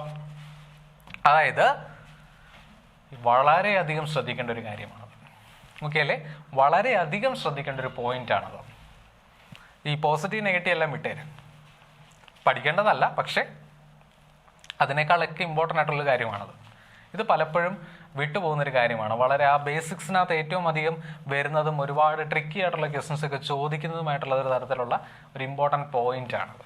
അപ്പോൾ ഒരു ഒബ്ജക്റ്റിന് ഡിസ്പ്ലേസ്മെന്റ് ഉണ്ടായി എന്ന് കരുതി അവിടെ വർക്ക് വരണമെന്നില്ല. ആ ഡിസ്പ്ലേസ്മെന്റ് ഉണ്ടായിരുന്ന സമയത്ത് അതിലൊരു ഫോഴ്സ് ഉണ്ടായിരുന്നു എന്ന് കരുതിയും അവിടെ വർക്ക് ഉണ്ടാവണമെന്നില്ല. ഫോഴ്സും ഡിസ്പ്ലേസ്മെന്റും ഉണ്ടായാലും വർക്കിന് 0 വാല്യൂ പോസിബിൾ ആണ്. ഓക്കെ അല്ലേ? അപ്പൊ ചുമ്മാ ഫോഴ്സിന്റെ ഡിസ്പ്ലേസ്മെന്റ് എന്ന് നമ്മൾ പഠിച്ചു കഴിഞ്ഞാൽ നമ്മൾ ചിന്തിക്കുന്നത് ഫോഴ്സ് 0 ആകുമ്പോഴോ അല്ലെങ്കിൽ ഡിസ്പ്ലേസ്മെന്റ് 0 ആകുമ്പോഴോ ആണ് വർക്ക് 0 ആവുന്നതാണ്. അതായത് ഫോഴ്സ് ആക്ട് ചെയ്യുന്നുണ്ട് പക്ഷെ ഡിസ്പ്ലേസ് ചെയ്യുന്നില്ല. ഒരു എക്സാമ്പിൾ പറഞ്ഞാൽ നമ്മളിപ്പോൾ ഈ ബോർഡെ തള്ളുവാന്ന് വിചാരിക്കാം. ഞാൻ ബോർഡെ പുഷ് ചെയ്യുവാണ്. പുഷ് ചെയ്യുമ്പോൾ എനിക്കറിയാം ഞാൻ ഫോഴ്സ് കൊടുക്കുന്നുണ്ട്, ശരിയല്ലേ? ഞാൻ ഫോഴ്സ് അപ്ലൈ ചെയ്യുന്നുണ്ട്. പക്ഷെ ഇത് മൂവ് ചെയ്യുന്നുണ്ടോ? ഇല്ല, ഇത് മൂവ് ചെയ്യുന്നില്ല. അപ്പൊ ഇതിന്റെ ഡിസ്പ്ലേസ്മെന്റ് 0 ആണ്, ശരിയല്ലേ? അപ്പോൾ നമ്മൾ ഫോഴ്സ് അപ്ലൈ ചെയ്യുന്ന പോയിന്റിന് ഡിസ്പ്ലേസ്മെന്റ് ഉണ്ടായെങ്കിൽ മാത്രമേ നമുക്ക് ആ ഫോഴ്സ് ഒരു വർക്ക് ചെയ്തു എന്ന് പറയാൻ പറ്റുള്ളൂ. So work is said to be done by a force if the point of application of force displaces. ശരിയല്ലേ? അപ്പോൾ അതുകൊണ്ട് ഞാൻ ഫോഴ്സ് കൊടുത്തു പക്ഷെ ഡിസ്പ്ലേസ് ചെയ്തില്ല, അപ്പം വർക്ക് ഡൺ 0 ആയി പോയില്ലേ? ഇനിയിപ്പോൾ നോക്കൂ, നമുക്കിപ്പം ഫോഴ്സ് അപ്ലൈ ചെയ്തു അല്ലെങ്കിൽ ഫോഴ്സ് കൊടുക്കാനായിട്ടില്ല, ഡിസ്പ്ലേസ്മെന്റ് ഉണ്ട്, നമ്മൾ ഫോഴ്സ് ഒന്നും കൊടുക്കുന്നില്ല, ഒബ്ജക്റ്റ് കോൺസ്റ്റന്റ് വെലോസിറ്റിയിൽ മൂവ് ചെയ്യുവാണ്, അവിടെയും വർക്ക് ഡൺ 0 ആണ്, കാരണം അവിടെ ഫോഴ്സ് ആക്ട് ചെയ്യുന്നില്ല അല്ലേ? ഇനി ഫോഴ്സും ഉണ്ട് ഡിസ്പ്ലേസ്മെന്റും ഉണ്ട്, എന്നാലും വർക്ക് 0 ആകാം. അതാണ് കുറച്ച് ട്രിക്കി ആയിട്ടുള്ള സെന്റൻസ്. മറ്റേ രണ്ട് നമുക്ക് ഈസി ആയിട്ട് പറയാൻ പറ്റും. ഡിസ്പ്ലേസ്മെന്റ് 0 ആണെങ്കിൽ 0 ആയിരിക്കും, ഫോഴ്സ് 0 ആണെങ്കിലും വർക്ക് 0 ആയിരിക്കും. പക്ഷേ ഫോഴ്സും ഡിസ്പ്ലേസ്മെന്റും ഉണ്ടായിട്ടും വർക്ക് 0 ആണ്. കാരണം അവിടെ നമ്മൾ ശ്രദ്ധിക്കേണ്ട കാര്യം ഫോഴ്സിനെയും ഡിസ്പ്ലേസ്മെന്റിനെ മാത്രമല്ല വർക്ക് ഡിപ്പെൻഡ് ചെയ്യുന്നത്. വർക്ക് എന്തിനെ കൊണ്ട് ഡിപ്പെൻഡ് ചെയ്യുന്നുണ്ട്? And depends also on the cosine of the angle between force and displacement. ഫോഴ്സും ഡിസ്പ്ലേസ്മെന്റും തമ്മിൽ മേക്ക് ചെയ്യുന്ന ആംഗിളിന്റെ കൊസൈൻ വാല്യൂവിനെയും കൂടെ ഡിപ്പെൻഡ് ചെയ്യുന്നുണ്ട്. അത് 0 ആയാലും മതി. അക്കാര്യം ഒന്ന് ഓർത്തിരുന്നോണം. അപ്പോൾ ഇവിടെ ഫോഴ്സും ഉണ്ട് ഡിസ്പ്ലേസ്മെന്റും ഉണ്ട്. പക്ഷേ അവിടെ work done by the force എന്ന് പറയുന്നത് എന്തായി മക്കളെ?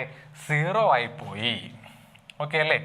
അപ്പൊ അതിന്റെ ഒരു എക്സാമ്പിൾ പറയാം. വളരെ ബേസിക് ആയിട്ടുള്ള ഒരു എക്സാമ്പിൾ എന്ന് പറഞ്ഞാൽ എന്തുണ്ട്? ഇതിപ്പോ ഒരു ഫ്ലോർ ആണെന്ന് വിചാരിക്കുക, ഗ്രൗണ്ട് ആണെന്ന് വിചാരിക്കുക. ആ ഗ്രൗണ്ടിൽ രണ്ടൊരു ഒബ്ജക്റ്റ് വെച്ചിട്ടുണ്ട്, m മാസുള്ള ഒരു ഒബ്ജക്റ്റ്. ഓക്കെ അല്ലേ? അപ്പൊ ഇത് ഇങ്ങനെ റൈറ്റിലോട്ട് ഡിസ്പ്ലേസ് ചെയ്യുവാന്ന് വിചാരിക്കുക അറ്റ് എ കോൺസ്റ്റന്റ് വെലോസിറ്റി. റൈറ്റിലോട്ട് ഡിസ്പ്ലേസ് ചെയ്യുവാണ് at a constant velocity. Okay, അപ്പൊ അതിന്റെ ഡിസ്പ്ലേസ്മെന്റ് എന്ന് പറയുന്നത് നമുക്കറിയാം. ഡിസ്പ്ലേസ്മെന്റ് എന്ന് പറയുന്നത് എന്തായിരിക്കും? ടുവേർഡ്സ് റൈറ്റ് ആണ് വരുന്നത്. ഇതാണ് അതിന്റെ ഡിസ്പ്ലേസ്മെന്റ് വരുന്നത്, ടുവേർഡ്സ് റൈറ്റ്. കാരണം റൈറ്റിലേക്കല്ല അത് മൂവ് ചെയ്യുന്നത്. ഇനി ഞാൻ ചോദിക്കുവാണ്, what is the work done by gravitational force during this displacement? Work done by gravitational force എത്രയായിരിക്കും?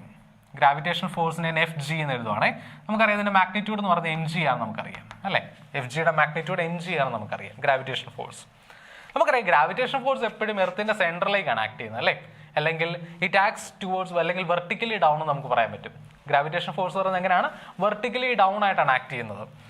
ഒബ്ജക്റ്റ് മൂവ് ചെയ്യുന്ന ഹൊറിസോണ്ടലി ആണ്. ഇപ്പൊ രണ്ടും പെർപെൻഡിക്കുലർ ആയില്ലേ? നോക്കിയേ, ഇവിടെ ഫോഴ്സും ഡിസ്പ്ലേസ്മെന്റും തമ്മിൽ മേക്ക് ചെയ്യുന്ന ആംഗിൾ എത്ര നോക്കിയാൽ മക്കളെ? ഫോഴ്സും ഡിസ്പ്ലേസ്മെന്റ്, ഇതാണ് ഡിസ്പ്ലേസ്മെന്റിന്റെ ഡയറക്ഷൻ അല്ലേ? ഇതാണ് ഫോഴ്സിന്റെ ഡയറക്ഷൻ. ഈ ഫോഴ്സിന്റെ ഡയറക്ഷനും ഡിസ്പ്ലേസ്മെന്റിന്റെ ഡയറക്ഷൻ നമ്മൾ മേക്ക് ചെയ്യുന്ന ആംഗിൾ നോക്കിയാൽ 90 ഡിഗ്രിയാണ്. അപ്പോൾ work done by the gravitational force while an object displaces horizontally എന്ന് പറയുന്നത് 0 ആണ്. ഇവിടെ കിട്ടിയോ? ഡിസ്പ്ലേസ്മെന്റ് ഉണ്ട്, ഫോഴ്സും ഉണ്ട്. പക്ഷേ എന്തായി പോയി? Work done by the gravitational force 0 ആയി പോയി. Because force is perpendicular to displacement. Clear ആയല്ലോ? Force is perpendicular to displacement. അപ്പോൾ ഫോഴ്സും ഡിസ്പ്ലേസ്മെന്റും പെർപെൻഡിക്കുലർ ആയാൽ വർക്ക് ഡണ്ണിന്റെ വാല്യൂ എന്ന് പറയുന്നത് 0 ആകും. ഇനി നമുക്ക് പറയാനുള്ള ഒരു കേസും കൂടെ. എന്താണ്? Work is negative. വർക്ക് എപ്പോഴാണ് നെഗറ്റീവ് ആകുന്നത്? Work is negative. ഇതെപ്പോഴാണ് സംഭവിക്കുന്നത്? വർക്ക് നെഗറ്റീവ് ആണെങ്കിൽ നമുക്കറിയാം എന്ത് നെഗറ്റീവ് ആയിരിക്കണം? കോസ് തീറ്റ നെഗറ്റീവ് ആയിരിക്കണം. കോസ് തീറ്റ നെഗറ്റീവ് ആണെങ്കിൽ നോക്കി 0ക്കും -1നും ഇടയിലല്ലേ നെഗറ്റീവ് വാല്യൂസ് വരുന്നത്.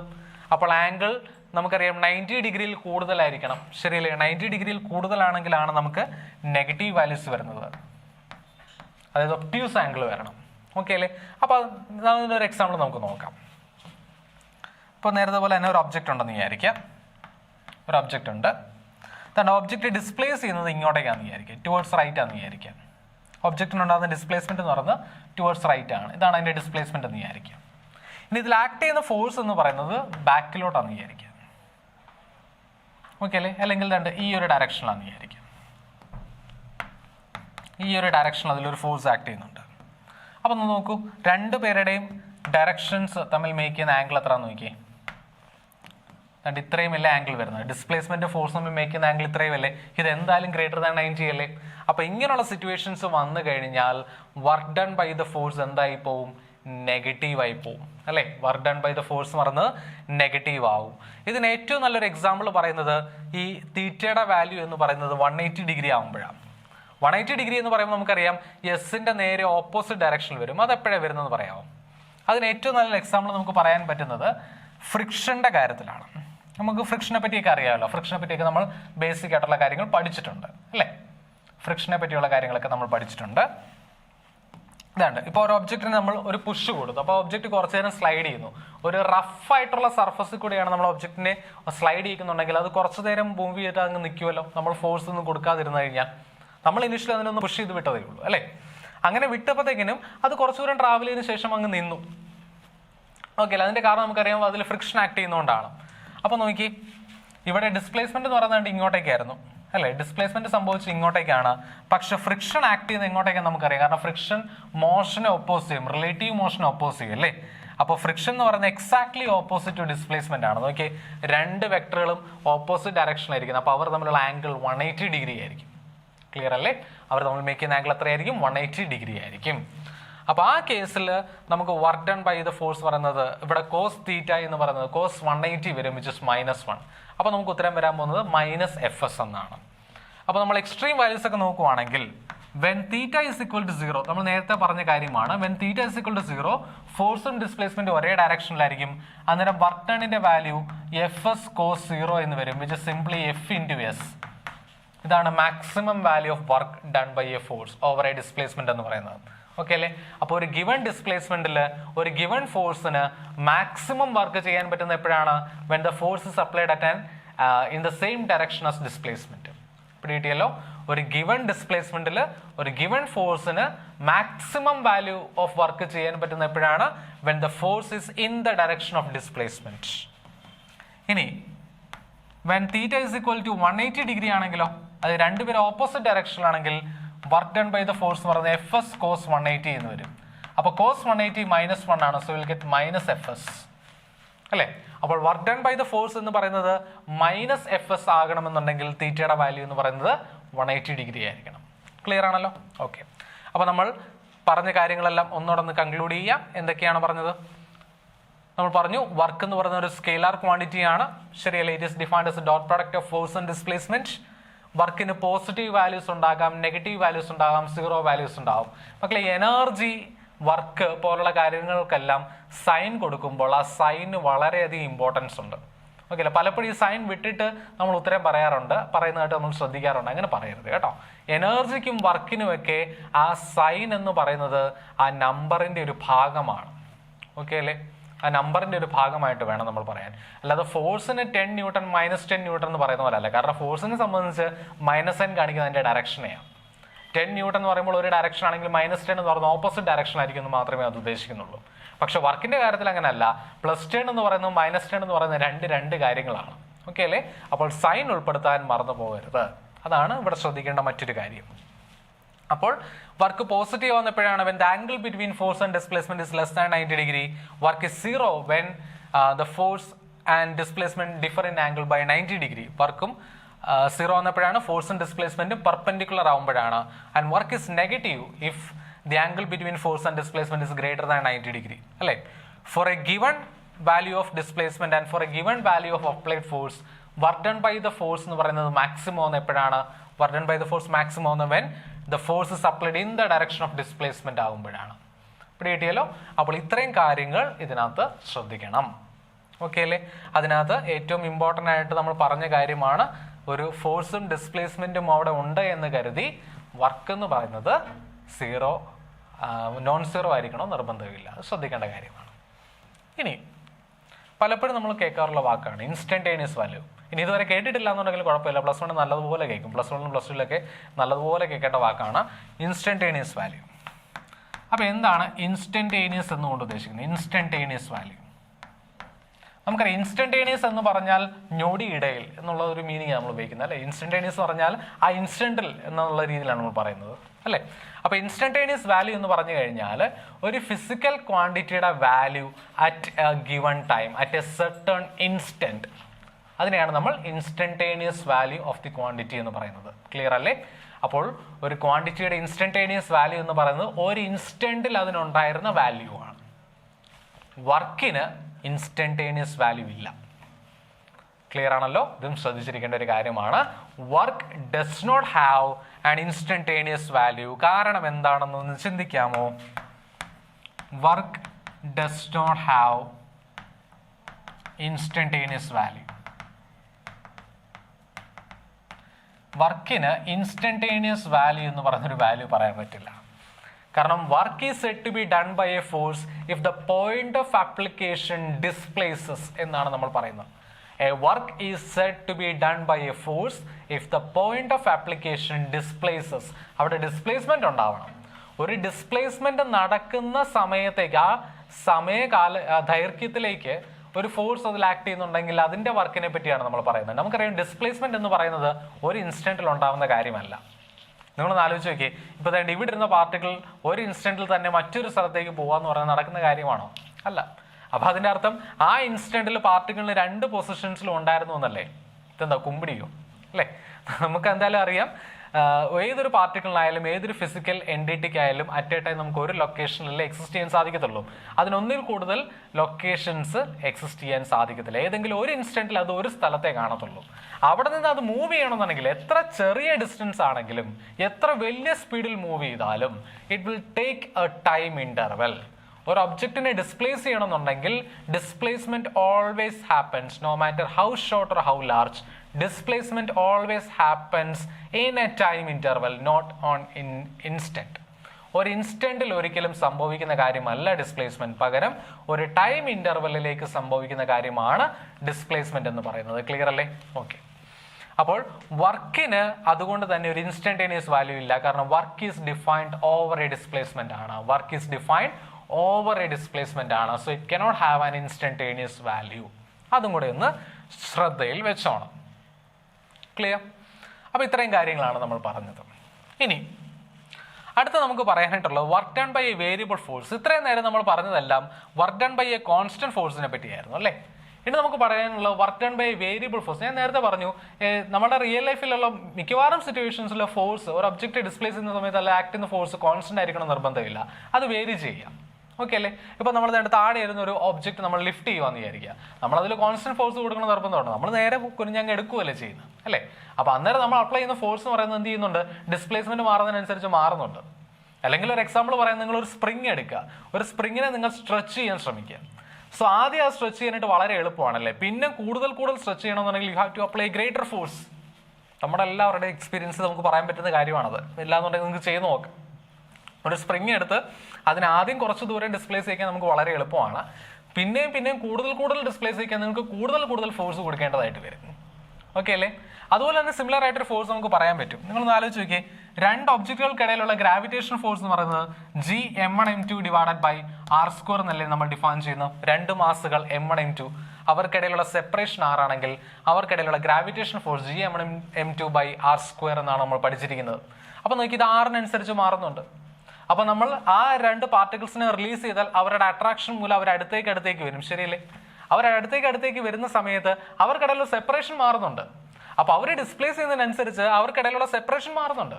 ആ സെപ്പറേഷൻ കുറഞ്ഞു വരുന്നതിനനുസരിച്ച് ഫോഴ്സ് കൂടി വരിക ചെയ്യുന്നത്. ശരിയല്ലേ? ഫോഴ്സ് അങ്ങനെ കൂടി വരുമ്പോൾ നമുക്ക് ഇതിനെ ഒരു കോൺസ്റ്റന്റ് ഫോഴ്സ് ആയിട്ട് ട്രീറ്റ് ചെയ്യാൻ പറ്റത്തില്ല. രണ്ട് ഒബ്ജക്റ്റുകളും ഡിസ്പ്ലേസ് ചെയ്യുന്ന സമയത്ത് ആ ഫോഴ്സ് കോൺസ്റ്റന്റ് ആയിട്ടല്ല നിൽക്കുന്നത്. ഫോഴ്സ് എന്ത് ചെയ്യുന്നുണ്ട്? ഫോഴ്സ് വേരി ചെയ്യുന്നുണ്ട്. അപ്പോൾ ഒരു പാർട്ടിക്കിൾ ഡിസ്പ്ലേസ് ചെയ്യുമ്പോൾ ആ ഡിസ്പ്ലേസ്മെന്റിനനുസരിച്ച് പാർട്ടിക്കിൾ ഓരോ പൊസിഷൻ മാറുന്നതിനനുസരിച്ച് ഫോഴ്സിന്റെ വാല്യൂ മാറുന്നുണ്ടെങ്കിൽ നമ്മൾ ആ ഫോഴ്സിനെ വിളിക്കുന്ന പേരാണ് വേരിയബിൾ ഫോഴ്സ് അല്ലെങ്കിൽ നോൺ യൂണിഫോം ഫോഴ്സ് എന്ന് പറയും. പിടികിട്ടിയല്ലോ? വേരിയബിൾ ഫോഴ്സ് അല്ലെങ്കിൽ non uniform force. Non uniform കൊണ്ട് ഉദ്ദേശിക്കുന്നത് ഫോഴ്സിന്റെ വാല്യൂ പല പൊസിഷനിലും പല ഡിസ്പ്ലേസ്മെന്റുകളിലും പലതാണെന്നുള്ളതാണ്. ഓക്കെ അല്ലേ? ഫോഴ്സിന്റെ വാല്യൂ പല പൊസിഷനിലും പലതാണ്. അത് ഒബ്ജക്റ്റ് ഡിസ്പ്ലേസ് ചെയ്യുമ്പോൾ അത് പല പൊസിഷനിലും കൂടെ കടന്നു പോകുന്നുണ്ട്. ആ പല പൊസിഷനിലും ഫോഴ്സിന്റെ വാല്യൂ പലതായിരിക്കും. അങ്ങനെ ഒരു വേരിയബിൾ ഫോഴ്സ് വന്നാൽ നമുക്ക് force into displacement into cos theta എന്ന് എഴുതാൻ സാധിക്കില്ല. നമ്മൾ നേരത്തെ പറഞ്ഞല്ലേ, ആദ്യമേ പറഞ്ഞ കാര്യമാണ്. ഇപ്പം work done by a constant ഫോഴ്സിന്റെ ഒരു ജനറൽ എക്സ്പ്രഷൻ ആണ് നമ്മൾ പഠിച്ചത്, FS കോസ് തീറ്റ എന്ന് പറഞ്ഞുകൊണ്ട്. പക്ഷെ ഇതിലും ജനറൽ ആയിട്ടൊരു എക്സ്പ്രഷൻ ഉണ്ടെന്ന് നമ്മൾ പറഞ്ഞു അല്ലേ? അതെപ്പോഴാണ്? Work done by the force ഒരു വേരിയബിൾ ഫോഴ്സ് ആകുമ്പോഴാണ്. അത് ഫോഴ്സിന്റെ വാല്യൂ ഡിസ്പ്ലേസ്മെന്റിനനുസരിച്ച് മാറിക്കൊണ്ടിരിക്കും. അപ്പൊ അത്തരം സിറ്റുവേഷൻസ് വന്നു കഴിഞ്ഞാൽ നമുക്ക് എങ്ങനെയാണ് വർക്കിനെ ഡിഫൈൻ ചെയ്യുന്നത്? ഓക്കെ അല്ലേ? ഇപ്പൊ സപ്പോസ് ഫോഴ്സും ഡിസ്പ്ലേസ്മെന്റും നമ്മൾ ഞാൻ ഒരു ഗ്രാഫ് വരയ്ക്കുവാണ്. ഓക്കെ അല്ലേ? ഫോഴ്സും ഡിസ്പ്ലേസ്മെന്റും നമ്മൾ ഞാൻ ഒരു ഗ്രാഫ് വരയ്ക്കുവാന്ന് വിചാരിക്കാം. സപ്പോസ് ആ ഗ്രാഫിന്റെ ഷേപ്പ് ഇതുണ്ട്, ഒരു സ്ട്രെയിറ്റ് ലൈൻ ആവലാന്ന് വിചാരിച്ചോ. സ്ട്രെയിറ്റ് ലൈൻ ആയിരിക്കണം നിർബന്ധമൊന്നുമില്ല, ഏത് ഷേപ്പിൽ വേണമെങ്കിലും ആകാം. പക്ഷെ തൽക്കാലം തന്നെ വിചാരിക്കും ഇപ്പം തന്നെ സ്ട്രെയിറ്റ് ലൈൻ ഇങ്ങനെ ഒരു രീതിയിലാണ് നമുക്ക് ഗ്രാഫ് കിട്ടിയെന്ന് വിചാരിക്കാം. ഓക്കെ അല്ലേ? അപ്പോൾ അതുകൊണ്ട് ഇവിടെ നമ്മൾ പൊസിഷനാണ് മാർക്ക് ചെയ്യുന്നത്, അല്ലെങ്കിൽ ഡിസ്പ്ലേസ്മെന്റ് ആണ്. ഇവിടെ ഫോഴ്സ് ആണ്. ഇപ്പം ഞാൻ 1 ഡയമെൻഷണൽ കേസാണ് പറയുന്നത് കേട്ടോ. 1 ഡയമെൻഷൻ ആയതുകൊണ്ട് എക്സ് ആക്സിസിലൂടെയാണ് മോഷൻ ഞാൻ അസ്യൂം ചെയ്യുവാണ്. അപ്പോൾ അതുകൊണ്ട് ഞാനത് 1 ഡയമെൻഷണൽ മോഷൻ ആയതുകൊണ്ട് എക്സ് എന്ന് എഴുതുന്നുള്ളൂ. ഓക്കെ.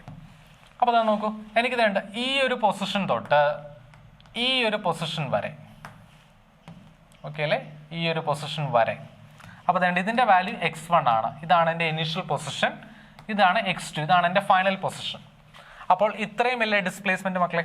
ഡിസ്പ്ലേസ്മെന്റ് എന്ന് പറയുന്നത് ഇനിഷ്യൽ പൊസിഷനിൽ നിന്ന് ഫൈനൽ പൊസിഷനിലേക്ക് നമ്മൾ വരയ്ക്കുന്ന വെക്ടറാണ് ഡിസ്പ്ലേസ്മെന്റ് വെക്ടർ. ഇതാണ് അതിന്റെ ഡിസ്പ്ലേസ്മെന്റ് വെക്ടർ വരുന്നത്. ക്ലിയർ ആണല്ലോ? ഇതാണ് അതിന്റെ ഇനിഷ്യൽ പൊസിഷൻ, ഇതാണ് അതിന്റെ ഫൈനൽ പൊസിഷൻ. അപ്പോൾ ഡിസ്പ്ലേസ്മെന്റ് എന്ന് പറയുന്നത് final position minus initial position ആയിരിക്കും. അപ്പോൾ ഈ ഡിസ്പ്ലേസ്മെന്റിന്റെ ഇന്റർവെല്ലിലേക്ക് ഈ ഫോഴ്സ് ചെയ്ത വർക്ക് എത്രയാണെന്നാണ് എനിക്ക് കണ്ടുപിടിക്കേണ്ടത്. പക്ഷെ അത് കണ്ടുപിടിക്കാൻ F into S cos theta ഉപയോഗിക്കാൻ പറ്റില്ല. കാരണം അവിടെ ഫോഴ്സ് കോൺസ്റ്റന്റ് ആയിരുന്നു. എല്ലാ പൊസിഷനിലും ഫോഴ്സിന്റെ ഒരൊറ്റ വാല്യൂ ഉണ്ടായിരുന്നുള്ളൂ, ഒരേ വാല്യൂ ആയിരുന്നു, യൂണിഫോം ഫോഴ്സ് ആയിരുന്നു. പക്ഷേ ഇവിടെ അങ്ങനല്ല, അല്ല ഇവിടെ നോൺ യൂണിഫോം ആണ്. ഫോഴ്സ് നോക്കി x1 വാല്യൂ അല്ല x2, ഇത് ഇങ്ങനെ വേരി ചെയ്തുകൊണ്ടിരിക്കുക കേട്ടോ. x1 നമ്മൾ x2 പോകുമ്പോൾ ഫോഴ്സിന്റെ വാല്യൂ ഇങ്ങനെ വേരി ചെയ്തുകൊണ്ടിരിക്കുവാണ്. ഇതാണ്ട് ഇവിടെ ചിലപ്പോൾ ഫോഴ്സിന് ഒരു വാല്യൂ ഉണ്ടായിരുന്നു, ഓക്കെ അല്ലേ? സപ്പോസ് ഈ വാല്യൂ F1 ആണെന്ന് വിചാരിക്കാം. നമ്മൾ x2 എത്തിയ സമയം കൊണ്ട് തന്നെ ഫോഴ്സിന്റെ വാല്യൂ എത്രയായിട്ട് മാറി? അതെ F2 ആയിട്ട് മാറി. അപ്പോൾ ഇതിൻ്റെ ഇടയിൽ ഏത് സ്ഥലം നോക്കിയാലും ഫോഴ്സിന്റെ വാല്യൂ മാറുന്നുണ്ട്. അപ്പോൾ ഇവിടെ നമ്മൾ ചെയ്യുന്നത് എന്താണെന്ന് പറഞ്ഞു കഴിഞ്ഞാൽ നമ്മളൊരു ചെറിയ റീജിയൻ എടുക്കും, ഒരു കുഞ്ഞ് റീജിയൻ എടുക്കും, ഒരു കുഞ്ഞ് ഡിസ്പ്ലേസ്മെന്റ് എടുക്കും. ഇതിനിടയിൽ എവിടെയെങ്കിലും ഒരിടത്ത് നിങ്ങൾ ഒരു ചെറിയ ഡിസ്പ്ലേസ്മെന്റ് എടുക്കാം. ചെറുതെന്ന് പറഞ്ഞാൽ തീരെ ചെറുതാണ് കേട്ടോ, ചെറുതെന്ന് പറഞ്ഞാൽ തീരെ ചെറുതാണ്. So that is width is very close to 0. 0യോട് വളരെ അടുത്താണ് അതിന്റെ വിഡ്ത്ത് എന്ന് പറയുന്നത്. അതായത് ഒരു കുഞ്ഞ് ഡിസ്പ്ലേസ്മെന്റിനെയാണ് കാണിക്കുന്നത്, തീരെ കുഞ്ഞ് ഡിസ്പ്ലേസ്മെന്റ്. അതിനെ നമ്മൾ ഇൻഫിനിറ്റെസിമൽ എന്ന് പറയും. ഇൻഫിനിറ്റെസിമൽ ഡിസ്പ്ലേസ്മെന്റ് എന്ന് പറയും. Infinitesimal displacement.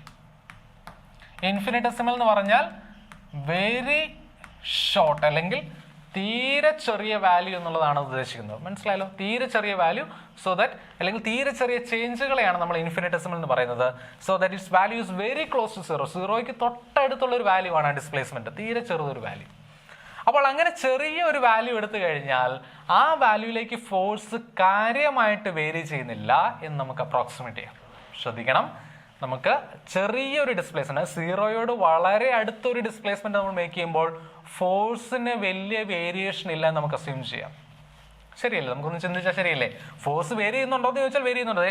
വളരെ വ്യക്തമാണ്, ഫോഴ്സ് ഡിസ്പ്ലേസ്മെന്റിനനുസരിച്ച് വേരി ചെയ്യുന്നുണ്ട്, ഒരു സംശയം വേണ്ട അതിൽ. പക്ഷേ അതിലൊരു ചെറിയ ഡിസ്പ്ലേസ്മെന്റ്, ഒരു കുഞ്ഞ് ഡിസ്പ്ലേസ്മെന്റ് കൺസിഡർ ചെയ്താൽ ആ ഡിസ്പ്ലേസ്മെന്റിന്റെ ടൈം ഇന്റർവൽ, ആ ടൈം ഗ്യാപ്പ് കൊണ്ട് ഫോഴ്സിന് കാര്യമായിട്ടുള്ള വേരിയേഷൻ ഒന്നും സംഭവിച്ചിട്ടില്ല എന്ന് നമുക്ക് അസ്യൂം ചെയ്യാം. മനസ്സിലായല്ലോ? അതായത് ആ കുഞ്ഞ് ഗ്യാപ്പിലേക്ക് ആ ഫോഴ്സ് എന്തായിട്ട് നമുക്ക് അസ്യൂം ചെയ്യാം? കോൺസ്റ്റന്റ് ആയിട്ട് അസ്യൂം ചെയ്യാം. ക്ലിയർ ആയല്ലോ? നമുക്കൊരു എക്സാമ്പിൾ പറയാനാണ്, നിങ്ങളിപ്പോൾ തന്നെ ഒരു ബക്കറ്റിനകത്ത് വെള്ളം എടുക്കുക, എന്നിട്ട് ആ ബക്കറ്റിന് താഴെ ഒരു ചെറിയ ഹോൾ, ഒരു കുഞ്ഞു ഹോൾ നമ്മൾ ഇടുവാണ്. അപ്പോൾ വെള്ളം അതിന് ലീക്ക് ചെയ്ത് പോകുന്നുണ്ട്. അപ്പോൾ നമ്മളൊരു 2 മണിക്കൂർ കഴിഞ്ഞ് നോക്കുകയാണെന്നുണ്ടെങ്കിൽ ആദ്യം ഉണ്ടായിരുന്ന വാട്ടറിനേക്കാൾ ഒരുപാട് ലെവൽ താഴെയായിരിക്കും അല്ലേ, വാട്ടറിന്റെ ലെവൽ. പക്ഷെ നമ്മൾ ചെറിയൊരു ടൈം ഇന്റർവെല്ലിലേക്കാണ് നോക്കുന്നതെങ്കിൽ കീഴ്ത്തായിട്ട് ഒരു കുറച്ച് സമയം, ഒരു 2 സെക്കൻഡ് അല്ലെങ്കിൽ ഒരു 10 സെക്കൻഡിലേക്ക് നമ്മൾ നോക്കിക്കഴിഞ്ഞാൽ വെള്ളത്തിന്റെ ലെവലിൽ കാര്യമായിട്ടുള്ള വേരിയേഷൻ ഇല്ലല്ലോ. അപ്പോൾ ആ കുഞ്ഞു സമയത്തേക്ക് നമുക്ക് ആ വെള്ളത്തിന്റെ ലെവൽ കോൺസ്റ്റന്റ് ആയിട്ട് അസ്യൂം ചെയ്യരുതോ എന്ന് പറയുന്നത് പോലെയാണ് ഇവിടെ. ഒരു കുഞ്ഞ് ഡിസ്പ്ലേസ്മെന്റ് കൺസിഡർ ചെയ്താൽ അവിടെ ഫോഴ്സിന് കാര്യമായിട്ടുള്ള വേരിയേഷൻ ഒന്നും ഇല്ല എന്ന് നമുക്ക് അപ്രോക്സിമേറ്റ് ചെയ്യാൻ സാധിക്കും. അങ്ങനെ ചെയ്താൽ ഒരു ഗുണം എന്താണെന്നറിയാവോ? ഈ ഡിസ്പ്ലേസ്മെന്റിലേക്ക് ചെയ്ത വർക്ക് കണ്ടുപിടിക്കാൻ നമുക്ക് പഴയ ഫോർമുല ഉപയോഗിച്ചാൽ മതി. കാരണം ഈ ഡിസ്പ്ലേസ്മെന്റിലേക്ക് നമുക്ക് ആ ഡിസ്പ്ലേസ്മെന്റിനെ DS എന്ന് എഴുതാം കേട്ടോ, DS. കാരണം ഡി ഉപയോഗിച്ച് നമ്മൾ നമുക്കറിയാം ഡെറിവേറ്റീവ് അല്ലെങ്കിൽ ഡിഫറൻഷ്യൽ എന്നുള്ളതാണ് മീൻ ചെയ്യുന്നത്. നിങ്ങൾക്ക് അത് +1ലും +2ലായിട്ട് നിങ്ങൾക്ക് പഠിക്കാനായിട്ടുണ്ട്, കാൽക്കുലസ് എന്ന് പറയുന്ന ബ്രാഞ്ചിൽ. അപ്പോൾ DS എന്ന് പറയുന്നത് ഉദ്ദേശിക്കുന്നത് എന്താണ്?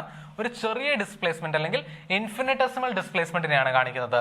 ആ സമയത്തേക്ക് ഫോഴ്സിന് കാര്യമായിട്ടുള്ള വ്യത്യാസമില്ല. നോക്കിയേ, ഇത്രയും ചെറിയ ചേഞ്ച് അല്ലേ ഫോഴ്സിന് സംഭവിച്ചുള്ളൂ അല്ലേ? നമുക്ക് കണ്ടാൽ തന്നെ മനസ്സിലാവുന്നില്ല അല്ലേ? അപ്പൊ അതുകൊണ്ട് ആ ഒരു റേഞ്ചിലേക്ക് ഫോഴ്സ് ഏകദേശം കോൺസ്റ്റന്റ് ആണ് നമുക്ക് അസ്യൂം ചെയ്യാം. ആ കോൺസ്റ്റന്റ് വാല്യൂ F ആണെന്ന് വിചാരിക്കുക.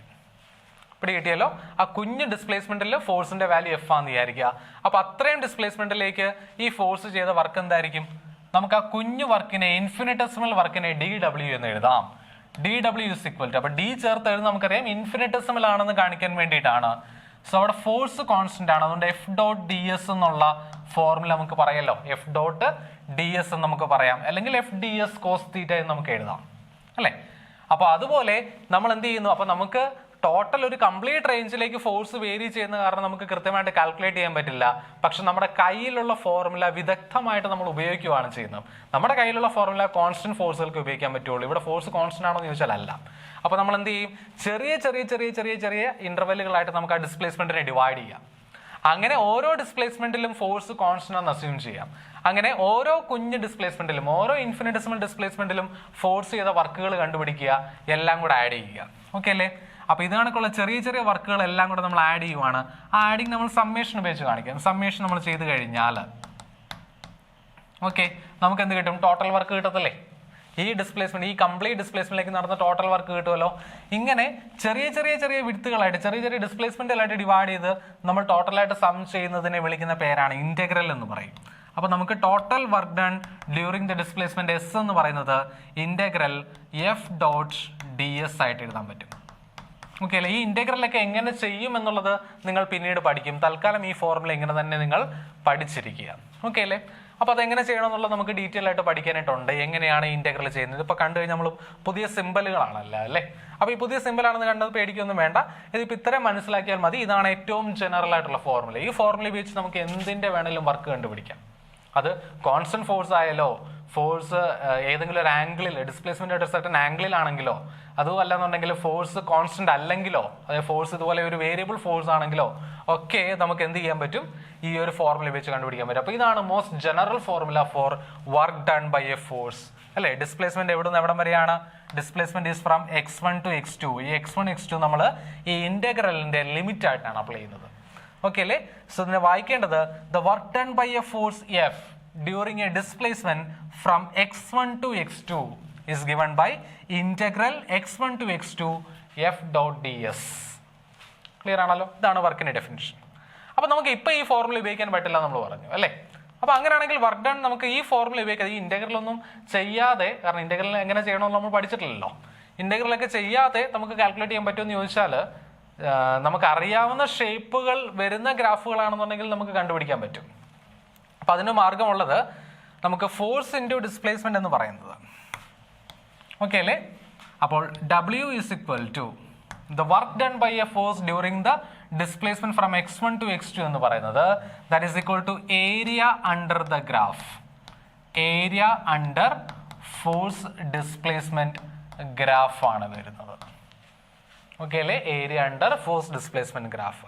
അപ്പോൾ നിങ്ങളിവിടെ പഠിക്കേണ്ടത്, ഇതിൻ്റെ ഒരു എക്സാമ്പിൾ ആയിട്ട് നമ്മൾ പറയേണ്ടത്, വേരിയബിൾ ഫോഴ്സിന്റെ എക്സാമ്പിൾ ആയിട്ട് നമ്മൾ പറയുന്നത് സ്പ്രിംഗ് ഫോഴ്സ് ആണ്.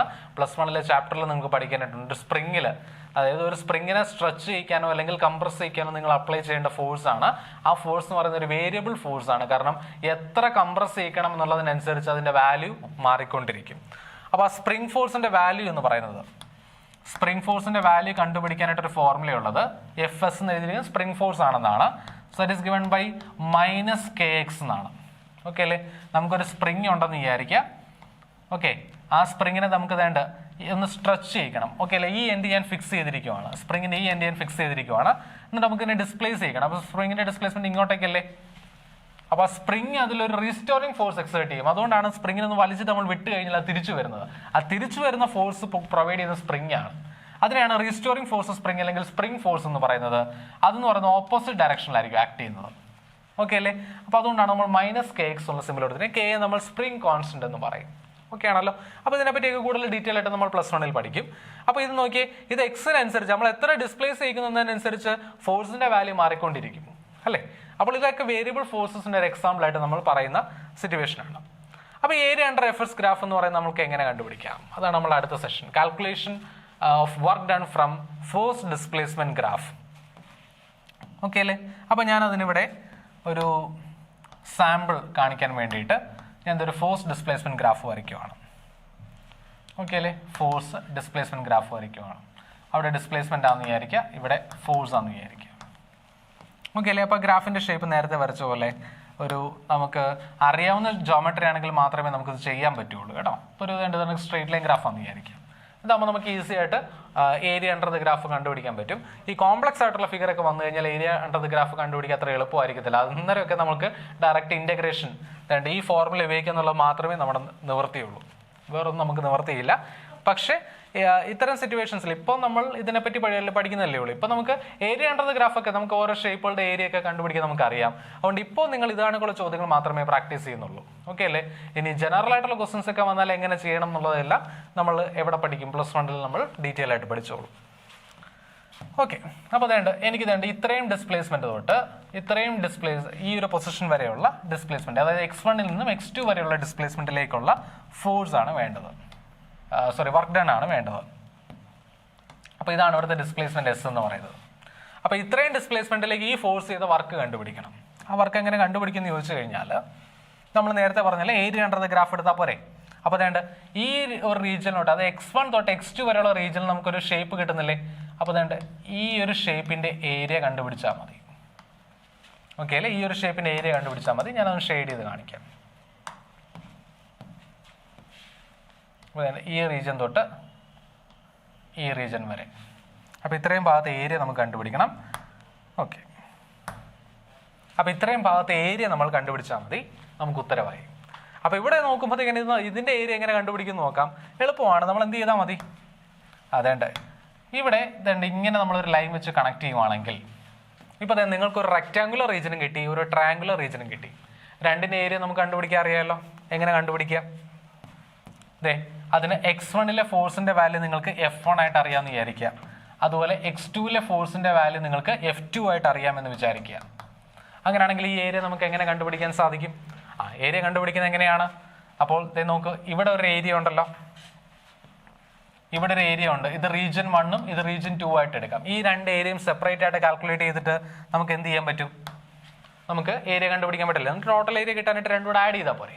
അപ്പോൾ നോക്കുകയാണെങ്കിൽ നമുക്ക് ആദ്യം റെക്ടാങ്കുലർ റീജിയൻ നോക്കാം. റെക്ടാങ്കുലർ റീജിയൻ നോക്കിയേ, ഇതിന്റെ വാല്യൂ എന്ന് പറയുന്നത് ഡിസ്പ്ലേസ്മെന്റിന്റെ മാഗ്നിറ്റ്യൂഡ് അല്ലേ? ഇത്രയും അല്ലേ ഇതിന്റെ വിഡ്ത്ത് വരുന്നത്? ഇതിന്റെ ലെങ്ത് വരുന്നത് എത്രയാണ്? അതുകൊണ്ട് ഇത്രയും അല്ലേ ഇതിന്റെ ലെങ്ത് വരുന്നത്? F1. അപ്പോൾ റീജിയൻ 1ന്റെ ഏരിയ വരുന്നത് എന്താണ്? റീജിയൻ 1ന്റെ ഏരിയ വരുന്നത് F1 × S എന്നാണ്. ഡിസ്പ്ലേസ്മെന്റ് S ആണ്. അതായത് S എന്ന് പറയുന്നത് എന്താണ്? S എന്ന് പറയുന്നത് x2 - x1 ആണ്. Final position minus initial position ആണ്. ഓക്കെ അല്ലേ? അതുപോലെ രണ്ടാമത്തെ റീജിയൻ എന്ന് പറയുന്നത് ട്രയാങ്കുലർ റീജിയൻ ആണ്. ട്രയാങ്കുലർ റീജിയന്റെ ഏരിയ വരുന്നത് എന്താണ്? നമുക്കറിയാം, ഒരു ട്രയാങ്കിളിന്റെ ഏരിയ കണ്ടുപിടിക്കാനുള്ള ഫോർമുല നമുക്കറിയാം അല്ലേ? ഹാഫ് BH ആണ്. ഹാഫ് × ബേസ് × ഓൾട്ടിറ്റ്യൂഡ് ആണ്. അപ്പോൾ 1/2 ഇവിടെ നോക്കിയാൽ ബേസ് എന്ന് പറയുന്നത് പിന്നെ ഡിസ്പ്ലേസ്മെന്റ് വരുന്നത് അല്ലേ? ഇൻറ്റു നമുക്ക് ഹൈറ്റ് വരുന്നത് എന്താണ്? ഹൈറ്റ് എന്ന് പറയുന്നത് ഇത്രയും അല്ലേ? ഇത്രേന്റെ വാല്യൂ എന്താണ്? F2 - F1 അല്ലേ ഇത്രയും ഹൈറ്റ് എന്ന് പറയുന്നത് അല്ലേ? ഈ ഹൈറ്റ് എന്ന് പറയുന്നത് F2 - F1 ആണ്. അപ്പോൾ ഇൻറ്റു F2 - F1 എന്ന് വരും. അപ്പോൾ ടോട്ടൽ ഈ എസ് ഡിസ്പ്ലേസ്മെന്റിലേക്ക് ഈ ഫോഴ്സ് ചെയ്ത വർക്ക് കണ്ടുപിടിക്കാൻ നമ്മൾ എന്ത് ചെയ്താൽ മതി? വർക്ക് ഇസ് ഈക്വൽ ടു രണ്ട് ഏരിയയും കൂടെ ആഡ് ചെയ്യും. അപ്പോഴല്ലേ നമുക്ക് total area under the graph കിട്ടുന്നത്. So that is F1S plus F2 - F1 × S/2 എന്ന് വരും. ഈ രണ്ട് ഏരിയസും കൂടെ ആഡ് ചെയ്യുമ്പോഴത്തേക്കും ക്ലിയർ ആണല്ലോ. ഇവിടെ ഇപ്പോൾ നമുക്ക് ന്യൂമറിക്കൽ വാല്യൂസ് ഒക്കെ തന്നിട്ടുണ്ടെങ്കിൽ ആ വാല്യൂസ് ഒക്കെ സബ്സ്റ്റിറ്റ്യൂട്ട് ചെയ്ത് നമുക്ക് ചെയ്യാം. പക്ഷേ ആ ഒരു ഐഡിയ മനസ്സിലാക്കാൻ വേണ്ടിയിട്ടാണ് ഇത് പറഞ്ഞത്. ഇങ്ങനെയാണ് നമ്മൾ work done by a variable force നമ്മൾ കാൽക്കുലേറ്റ് ചെയ്യുന്നത് from the force displacement graph എന്ന് പറയുന്നത്. ക്ലിയർ ആണല്ലോ? ഓക്കെ, അപ്പോൾ നമുക്കിവിടെ വർക്ക് ഡണ്ണിനെ പറ്റി നോക്കുവാണെങ്കിൽ ഫോഴ്സ് ഡിസ്പ്ലേസ്മെന്റ് ഗ്രാഫ് ഉപയോഗിച്ച് നമ്മൾ വർക്ക് കാൽക്കുലേറ്റ് ചെയ്യുന്ന കാര്യങ്ങൾ വരെയാണ് നമ്മൾ പറഞ്ഞത്. അപ്പോൾ ഇത്രയും കൂടെ വർക്കിനെ പറ്റിയുള്ള പ്രധാനപ്പെട്ട കാര്യങ്ങളെല്ലാം നമ്മൾ കവർ ചെയ്തിട്ടുണ്ട്. ഓക്കെ അല്ലേ? അപ്പോൾ ഇനി അടുത്ത സെഷനിൽ നമ്മൾ ഇനി എനർജി എന്ന് പറയുന്ന ഭാഗമായിരിക്കും എടുക്കുന്നത്. എനർജിയിലെ മെക്കാനിക്കൽ എനർജിയെ പറ്റിയാണ് നമ്മൾ പറയുന്നത്. കൈനറ്റിക് എനർജി, പൊട്ടൻഷ്യൽ എനർജി പോലുള്ള കാര്യങ്ങളെല്ലാം പറയും. കുറച്ച് കൺസർവേഷൻ തിയറംസ് എല്ലാം കൂടെ ചേർത്തിട്ട് നമ്മൾ അടുത്ത സെഷനിൽ ഡീൽ ചെയ്യുന്നതായിരിക്കും. So thank you.